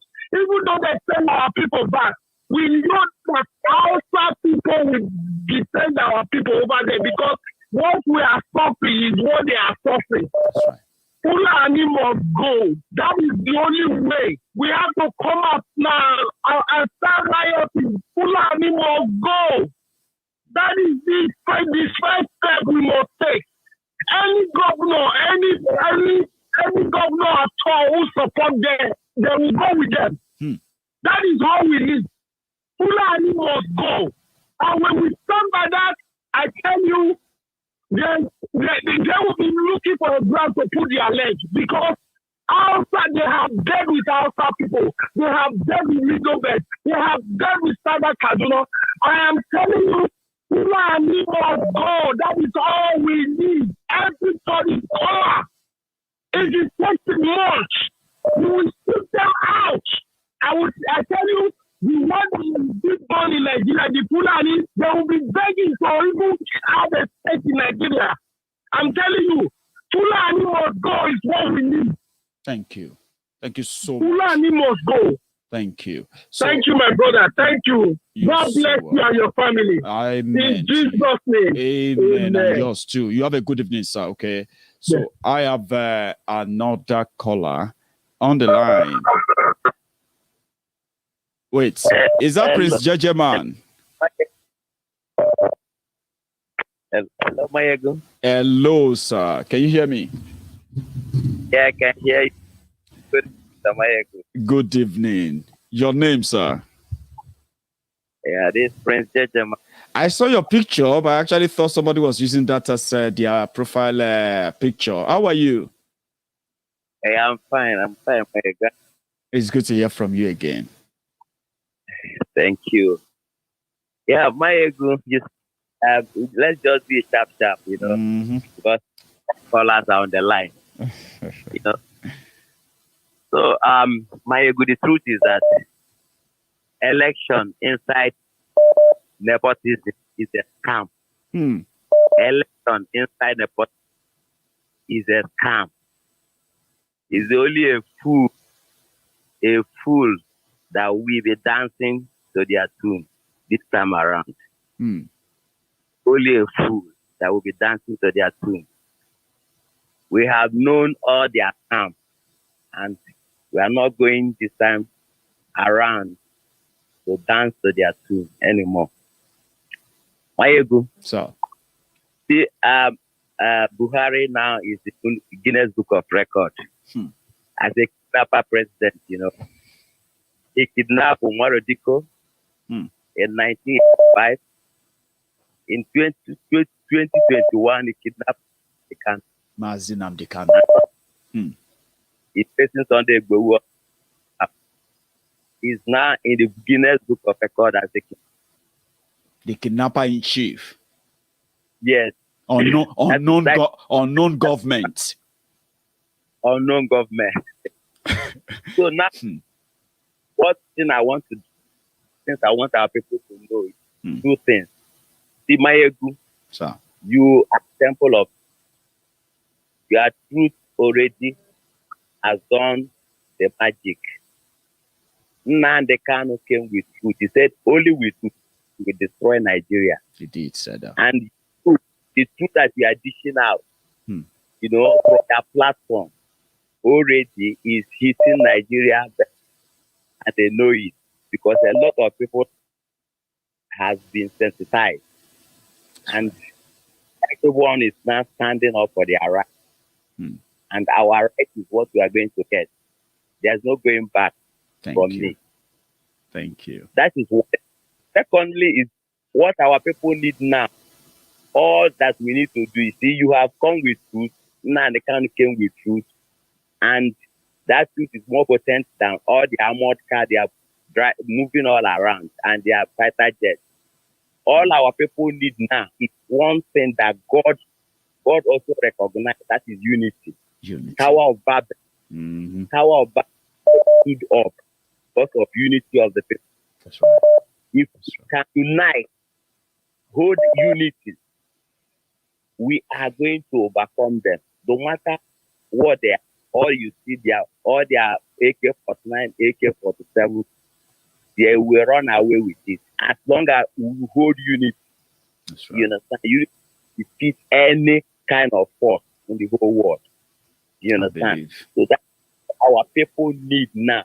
They have to unite with one front in one voice. Especially my Biafran people, I want to tell them that the foot of the righteous is ordered by God. Now the arrest is not a mistake. You understand? God knew about it. You understand? And before Jesus went to the cross, he needed Judas to be in peace. Judas was placed for Jesus to go to the cross. You understand? I'm with you. And to go to the cross, what did he get? He got salvation. Now we are going to get Otua, we are going to get Biafra. And it is Buhari that is going to give it to us because he is doing the best job dividing Nigeria. And yeah, thank you so much, Prince Jajaman. Thank you. Thank you. It's great to hear from you tonight. Okay, you have a good evening. Okay.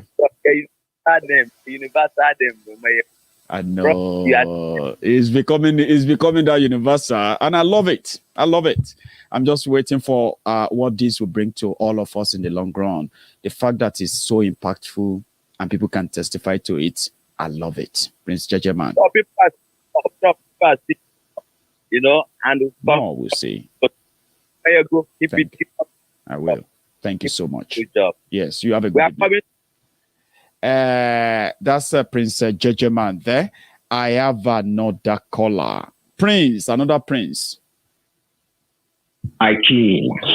Prince Adi. How are you tonight, sir? My king. I'm good, my king. I greet you. It's good to hear from you. I greet you, my king. Yeah. Today was a sad day because our one and only Omoyele Sowore lost his brother. He lost his brother in the hands of the Buhari government. That's right. You know, because we all know who uses the headsmen to operate. You know, it is none other than the Buhari government that have done this act because they know that if they touch Sowore, the whole world will know.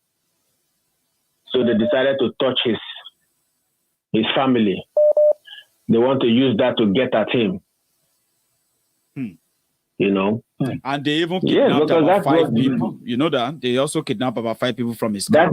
They shot him and assassinated him, and they kidnapped 5. Yes. Yes. That's their style. That's their strategy. They want any time the headsmen attack, just know that the government they are operating. That's the way they operate. They get their man, their target, and then they try to confuse everybody with every other thing they do. So you think it is a kidnap group. Dr. Obadia, if you remember, Prince, Dr. Obadia told us that once we get to the third quarters of 2021, they will start killing some prominent people. They will start from not so many prominent, their family members, and they will start killing prominent people before 2022, where they will unleash the full thing.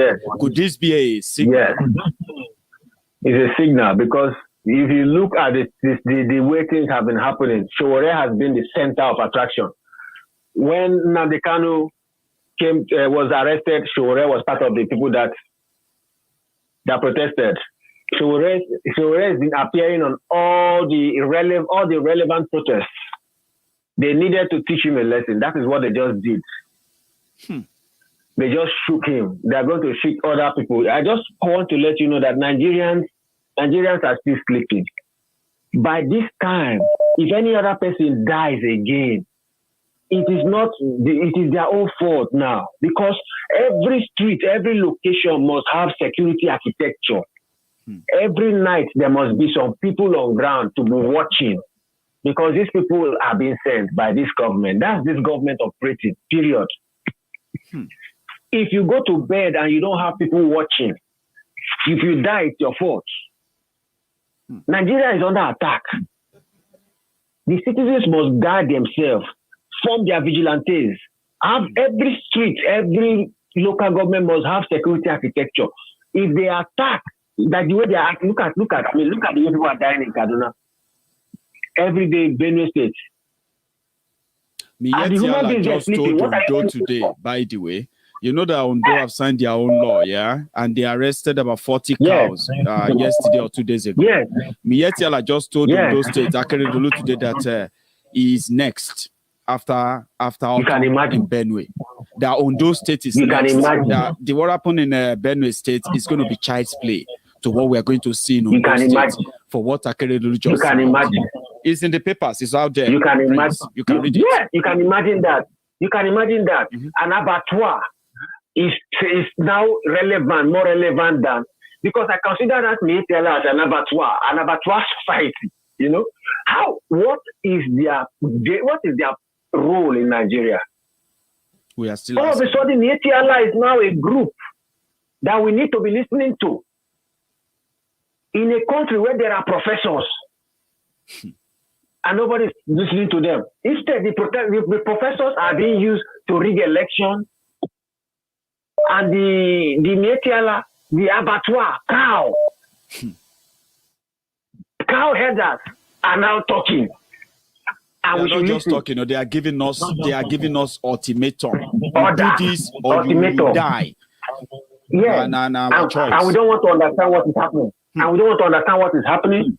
Everybody, every street, form your vigilante. If your vigilante own is to sound the alarm that they are coming, or everybody run, do it. Run, you understand? But if you go to sleep, you don't have security architecture. You are on your own, or your lower. OYO. You're on your own. And I believe that your platform is a platform that people listen to. So this is the message. If you go to bed again without forming security architecture for your street, your location, anywhere in Nigeria, if you think it's not going to happen to you, look, it just happened to somebody who's not even near them. This guy is going to the University of Ignatius. From Okada, he was traveling from Okada. Join this to, oh boy. Man, that was heartbreaking. So if it can happen to that guy today.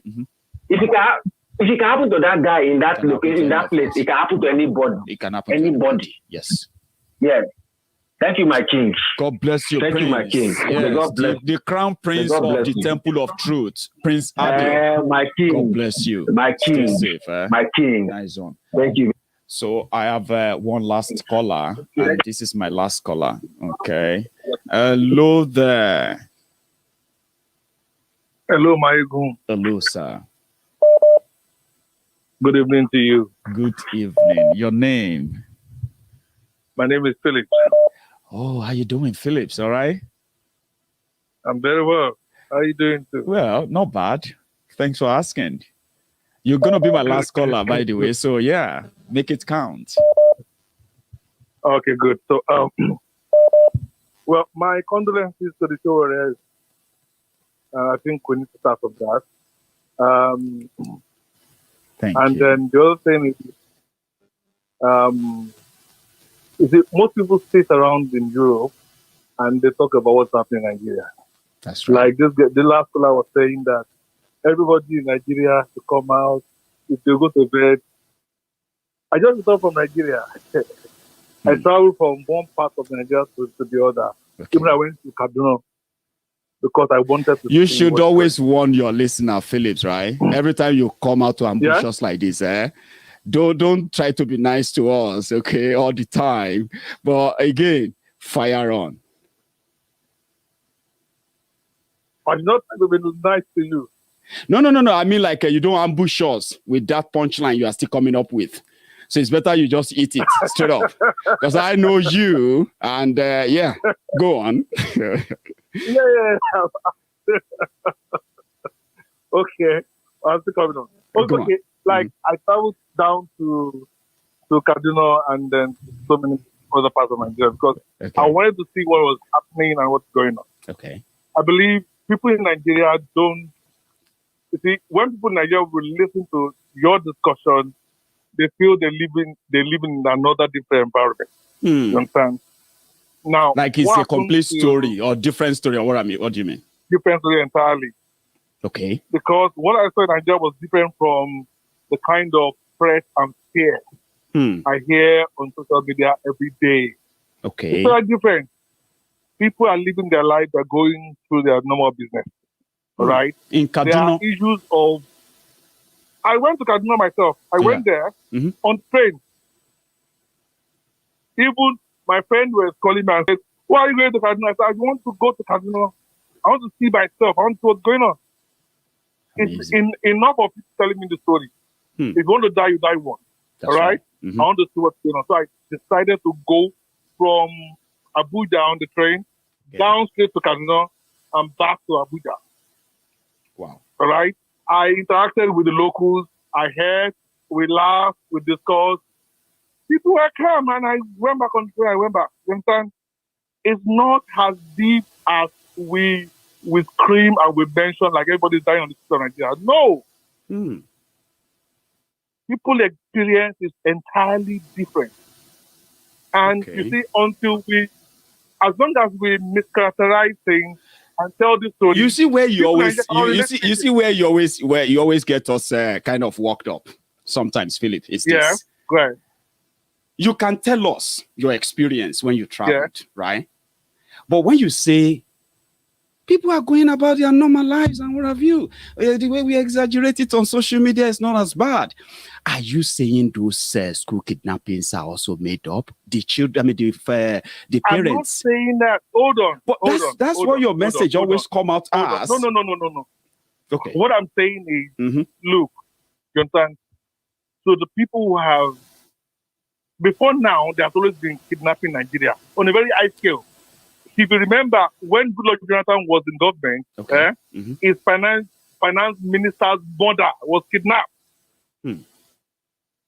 And the kidnappers told her directly there is nothing you can do. And nothing happened. Nobody was arrested till today. In fact, people were arrested.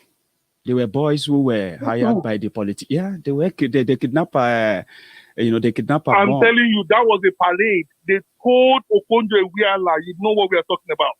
Oh, okay. Where's the case today? What happened to the boys? Because they were politically sponsored. They said Okonjo-Iweala wants to release. That's different from Fulani kidnapping, no, Philip. Hold on. It's not different. Look, kidnapping is kidnapping. Crime is crime. You understand? To me, including kidnapping children as young as 7 years, 8 years. I'm saying crime is crime. And if we do not take it from that aspect of criminality, look, I hold every governor responsible. Autumn, to me, is one of the most useless governors I've ever seen in my life. Oh. You have what do you then think of Kaduna governor? What do you think of Kaduna? Hold on. Including El Rufai too. Okay. If you have a security vote, if I am the governor, I have a security vote of about 500 million every month. And some idiots are running around my bushes, killing my people. I will not be screaming and be on TV. I will not be on TV. I will be dealing with you. How? I will do everything, any means I have. Don't use any means. These guys are you've seen their videos, you've seen their guns, you've seen everything, right? Hold on. Let me give an example. Okay. When Ahmed was governor of River, there were security issues. He imported people from Israel, and they dealt with it. Okay. So look, I don't believe that any governor is helpless. Unless we are foolish. Absolutely. Or unless you want to use that as a political means to call it favor. What has Autumn done for his people in the past 6 years? Benue is almost dead. This guy is an idiot. And who made that All happen? this comes to the South. Let me ask you one question, Philip. Let me ask you one question, okay? Right. You see, we all know that state governors in Nigeria are useless, okay? We all know that their security vote and the rest of that is just money they share. They are not useless. That's what they want us I'm coming to believe that they are useless. I'm coming to why they are useless.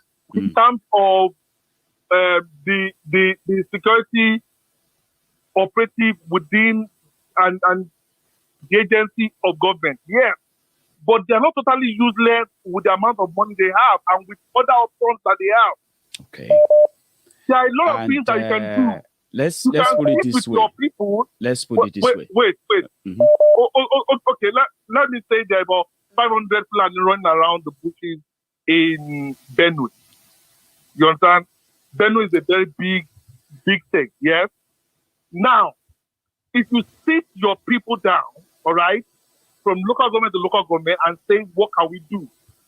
Look, the Fulani cannot thrive in any community except they have people supporting them within the locals. Because people know their butchers themselves. Okay. They understand their forests, they understand this, they understand that. So if you sit your people down and say, this is what we want to do, this is the money that is on ground. Are you saying that for the past 6 years, this guy is totally upleft? No, I would not believe that. Okay. So do you want me to quickly say this before we go? Yeah. In the death of his people. Let me say this before we go. So, okay. So let me say this. Okay. Go ahead. Okay, Philip. You know, I know it's always like this between us. Okay. My friends don't like this. They always want me to cut you off and all of that, but that's not fair, right? Because sometimes when you speak like this, you are not speaking alone. There are people who actually think like you too. Okay. And we can use this opportunity to, enlighten ourselves. I learn, you learn, and we all learn. Okay. Now, we can blame all the governors because the structure make them powerless. Let's start with that. Okay. There is no state governor that can put together any security that can bypass anything there with the police IG Nigeria. Okay. Now, hold on now. I wanted to explain something to you there. I want to explain something. In the southwest, yes, they were able to put together the Amotekun, despite the fact that there are two threats. That's where I'm coming to. That's where I'm coming to. Wait. AG was entirely against Wait now. You give me 1 second. Okay, let me tell you that, right? I want us to have a chat now. Okay, let's talk like adults now. Okay. We have Amotekun, true. But you and I know that Amotekun cannot make arrest or make any prosecution according to the structure of Nigeria as we speak. They have to hand over anybody they arrest to the police. Okay. Now, there is a system in their system that except if you are living in denial of it, that will never see any Fulani arrested for any crime anywhere prosecuted. And if you kill them, there is a tendency for reprisal, either from the military or from themselves, guided by the military. You don't live in those denial and start saying, why can't the governors do this or that? We know they are not doing it.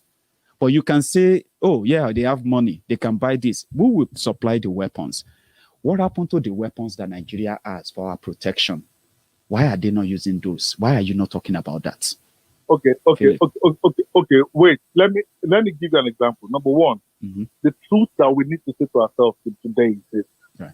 Because so many times I watch people compare Nigeria with the UK, compare Nigeria with America. That is folly in itself. Okay. UK has a budget of 842 billion pounds. Philip, leave budget now. Leave budget. I'm talking about what is there. What is in Nigeria already. I'm not comparing. Philip, don't do this with me. Please. Philip, I'm going to end the call. Okay? Don't do this with me. That's what the Buhari did and the Buhari did in his love to do. They deviate. Don't deviate. I'm asking you a question. Nigeria has weapons. Okay? Nigeria has weapons. Listen to me. We have weapons. We don't have weapons. Yes? They are just fucking up Nigerian military after a very, very long time. What are you talking about? After a very, very long time. For the past 30 years, there has not been investment in Nigerian military. We have less than 200,000 soldiers. Yes? I've never done Nigeria, this before, Philip, right? I'm going to cut you off. I don't think you can have an intelligent conversation, Philip. Listen, I can tolerate a lot of things, okay? But I don't like people trying to act smart with me, okay? See, we know what is existing in Nigeria, right? You may have your preferences and all of that, but don't try to play on people's intelligence by trying to deviate and making up all manner of nonsense just because you want to have a chat. Don't try that with me, okay? It's pretty much like you trying to play with my mind or trying to act smart. Nigeria has weapons. Nigeria has spent over 10 trillion naira under Buhari alone in 6 years fighting terrorism.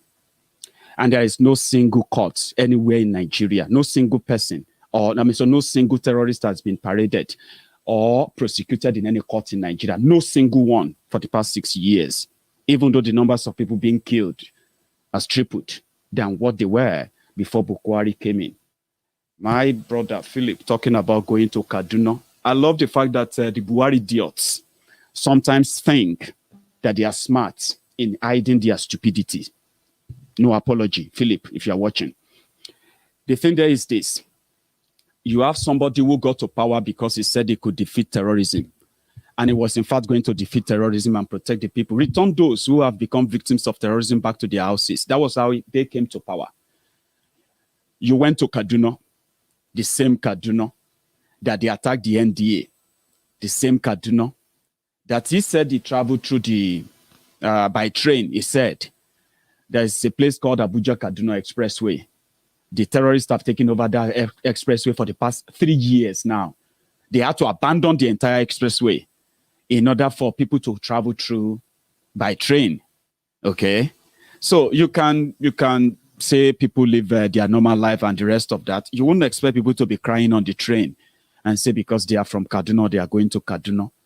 And you telling me that you travel to Kaduna, I've heard a lot of that, where some of you will make up things to make yourselves look like it, just to tell a story that doesn't exist.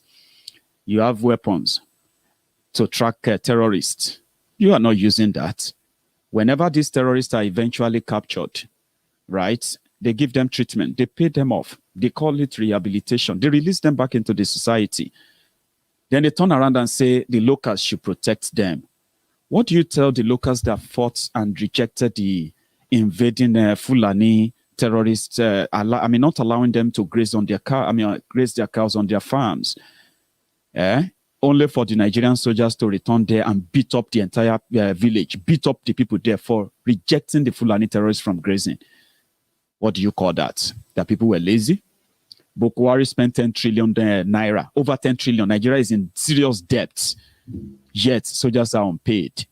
Their salaries are unpaid. They are being given obsolete equipment only for the terrorists to have unhindered access to the armory of Nigerian military. They attack military bases. They attack barracks. They attack armory. They carted away weapons. They displayed those weapons publicly, what they caught from the Nigerian military.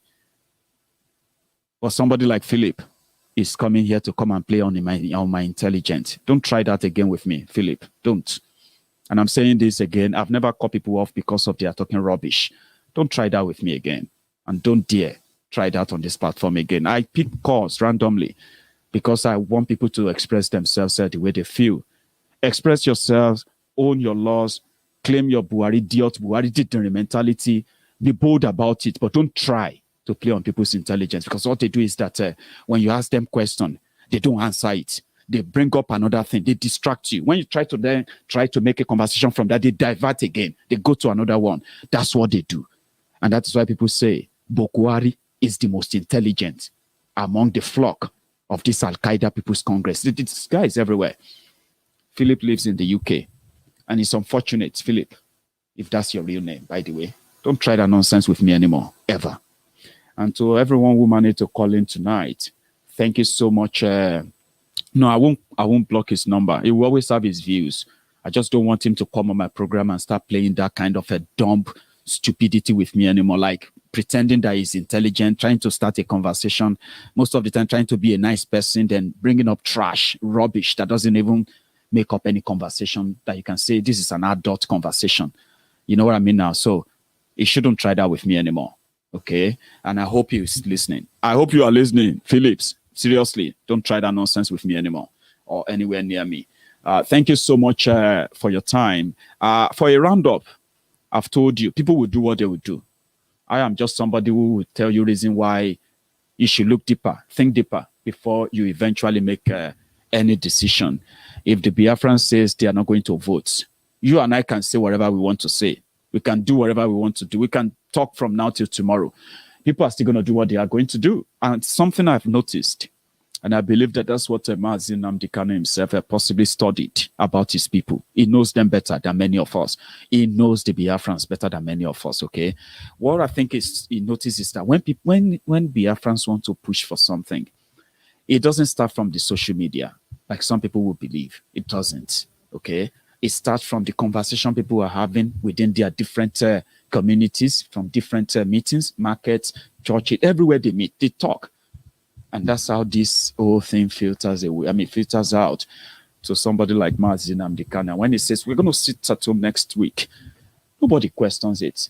They just sit at home because he's speaking the minds of millions that some of you couldn't probably see or hear, except when you trying to inflate your egos on social media because you have this number of people, you have that number of people that, you know what I mean? Except for that, critically thinking, people would do what they would do. When they told them that they should stop the sit at home, they didn't respond. When you are all tearing yourself apart, beating yourself up on social media, abusing and attacking yourselves, the Biafrans back in Biafra land, they just continue their sit at home every Monday until some of you begin to start where you are fighting yourself. No, we not go. They said we should stop sitting at home. No, we have to sit at home. As you are fighting yourselves, you just do as it. Oh boy, people are sitting at home. Oh. Who told them to sit at home? Not me. Is it you? No, not me. It's not me. Then that means, see, people want to sit at home, whether you want it or not. So if the people say they are not going to vote, you and I can shout, we can talk, we can do all of that, whatever we want to do, they will still do what they have to. But mine tonight is to let you know that if you choose not to, okay, don't beat yourself to it and don't let anybody blackmail you into doing something that will validate those who never really give a damn about anybody. As for the one Nigeria merchant, God bless all of you. Let's see how long that's going to last. To all my friends again, thank you. I'm going to draw the curtains here. Coach Jimmy Toriola. Jimmy, it's been a long time, sir. How are you? So thank you so much to every one of you, those who called in, those who commented, those who shared the broadcast, and many of you who actually dropped your super chat, super sticker. And those who just subscribed onto Maiyegun's Politico tonight as well. If you're just joining, remember, you can watch this video again. Just move the mouse, move that thing on your screen and move it back. Okay, tomorrow is another day. Tomorrow is Sunday. Sunday sermon. If I am not too occupied, we'll have our sermon before 12 noon tomorrow. Thank you so much to every one of you. Remember, give me that thumb up under that video before you go. If they say no election in Biafra land, no election in Anambra, trust me, you will not blackmail them into doing what they said is never in their interest. Start with the politicians that want them to vote, to start speaking about Biafra, to start speaking up about, against the attacks, the incessant killing, the disappearance of the Biafrans in Biafra land. Let them start that. When they begin to identify with them, you will not need to blackmail them to give their support if they know it's going to be for their own interest. Free Nnamdi Kanu. Maybe that's a good start. If the politicians in Eastern Nigeria can get Nnamdi Kanu out in the next 24 to 48 hours, let's start with that. And then make these Janjaweed criminals learn how to begin to negotiate. There is nobody that is their slave. The only advantage they have right now is because they control the level of power. That is not something they can control forever anymore. People will wake up. They will fight it. They will resist them, mostly, right? And by the time they crumble from that high us they are sitting on right now, there will be no need for negotiation anymore. It will just be them taking the carcass of their Nigeristan, wherever is left, because there will be nobody left. So let's start with that. Release Nnamdi Kanu in the next 24 to 48 hours, unconditionally.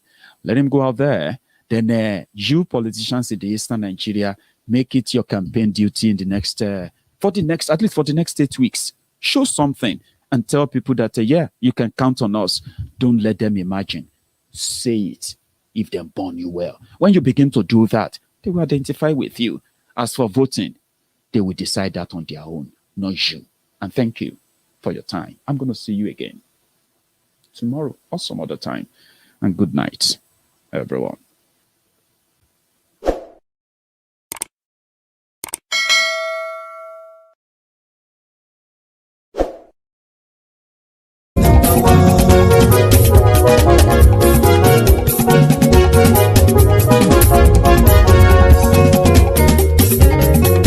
Àníyàn súnra kì í. Maiyegun ti dé. Maiyegun ti dé. Ọ̀jẹ̀lú ẹ̀ súnra kì í. Maiyegun ti dé. Àníyàn súnra kì í. Maiyegun ti dé. Lórí Facebook. Maiyegun ti dé. Àníyàn súnra kì í.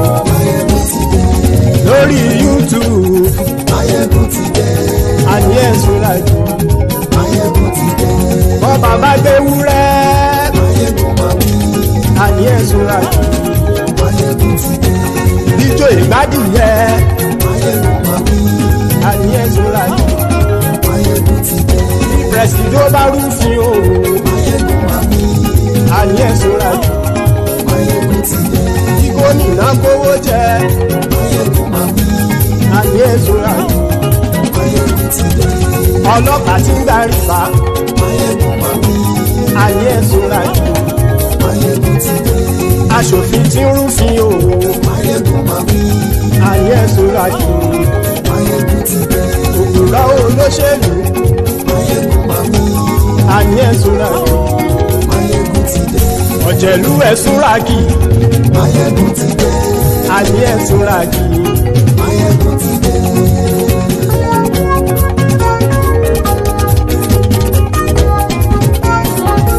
Maiyegun ti dé gbogbo ọ̀jẹ̀lú ẹ̀sùn ràkì. Maiyegun ti dé gbogbo ọ̀jẹ̀lú ẹ̀sùn ràkì. ṣùgbọ́n ní bá ti ṣe èyí tó yẹ kí wọ́n ṣe ọmọ bá dèrò ní fi wọ́n níran o. Maiyegun ti dé gbogbo ọ̀jẹ̀lú ẹ̀sùn ràkì.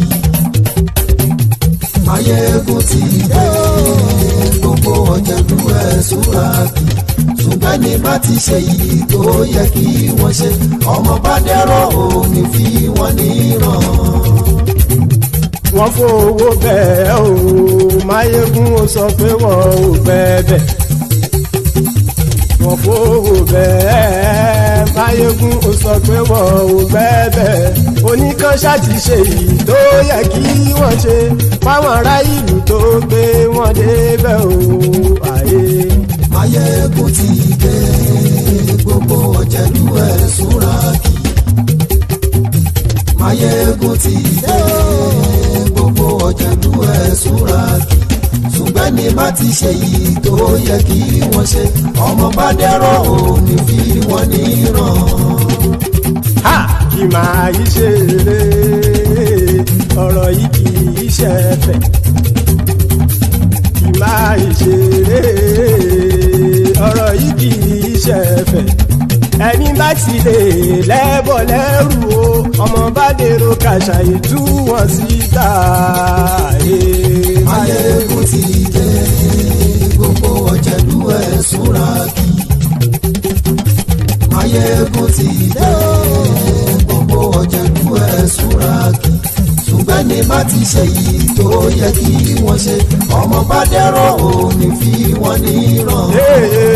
tẹnitẹni ọmọ Maiyegun ọ̀rẹ́ ara ìlú mọ̀mọ́ ni mo fọlọ́run sọ ẹ̀ bá kìlẹ́bù lóòótọ́ olódodo ìlú ọ̀tá ìlú mọ̀mọ́ ni ìwọ ṣá máa ń ṣọ́ra kò sì mọ́ bẹ̀rù bọ́tà ń lé ibo níṣègùn lé káwọn mọ̀mọ́ fi ṣera wọn ni ó ti dẹrùn tí wọn ò gbọ́dọ̀ sì mọ́ bẹ̀. èèpo ọ̀bọ lọ́mọ.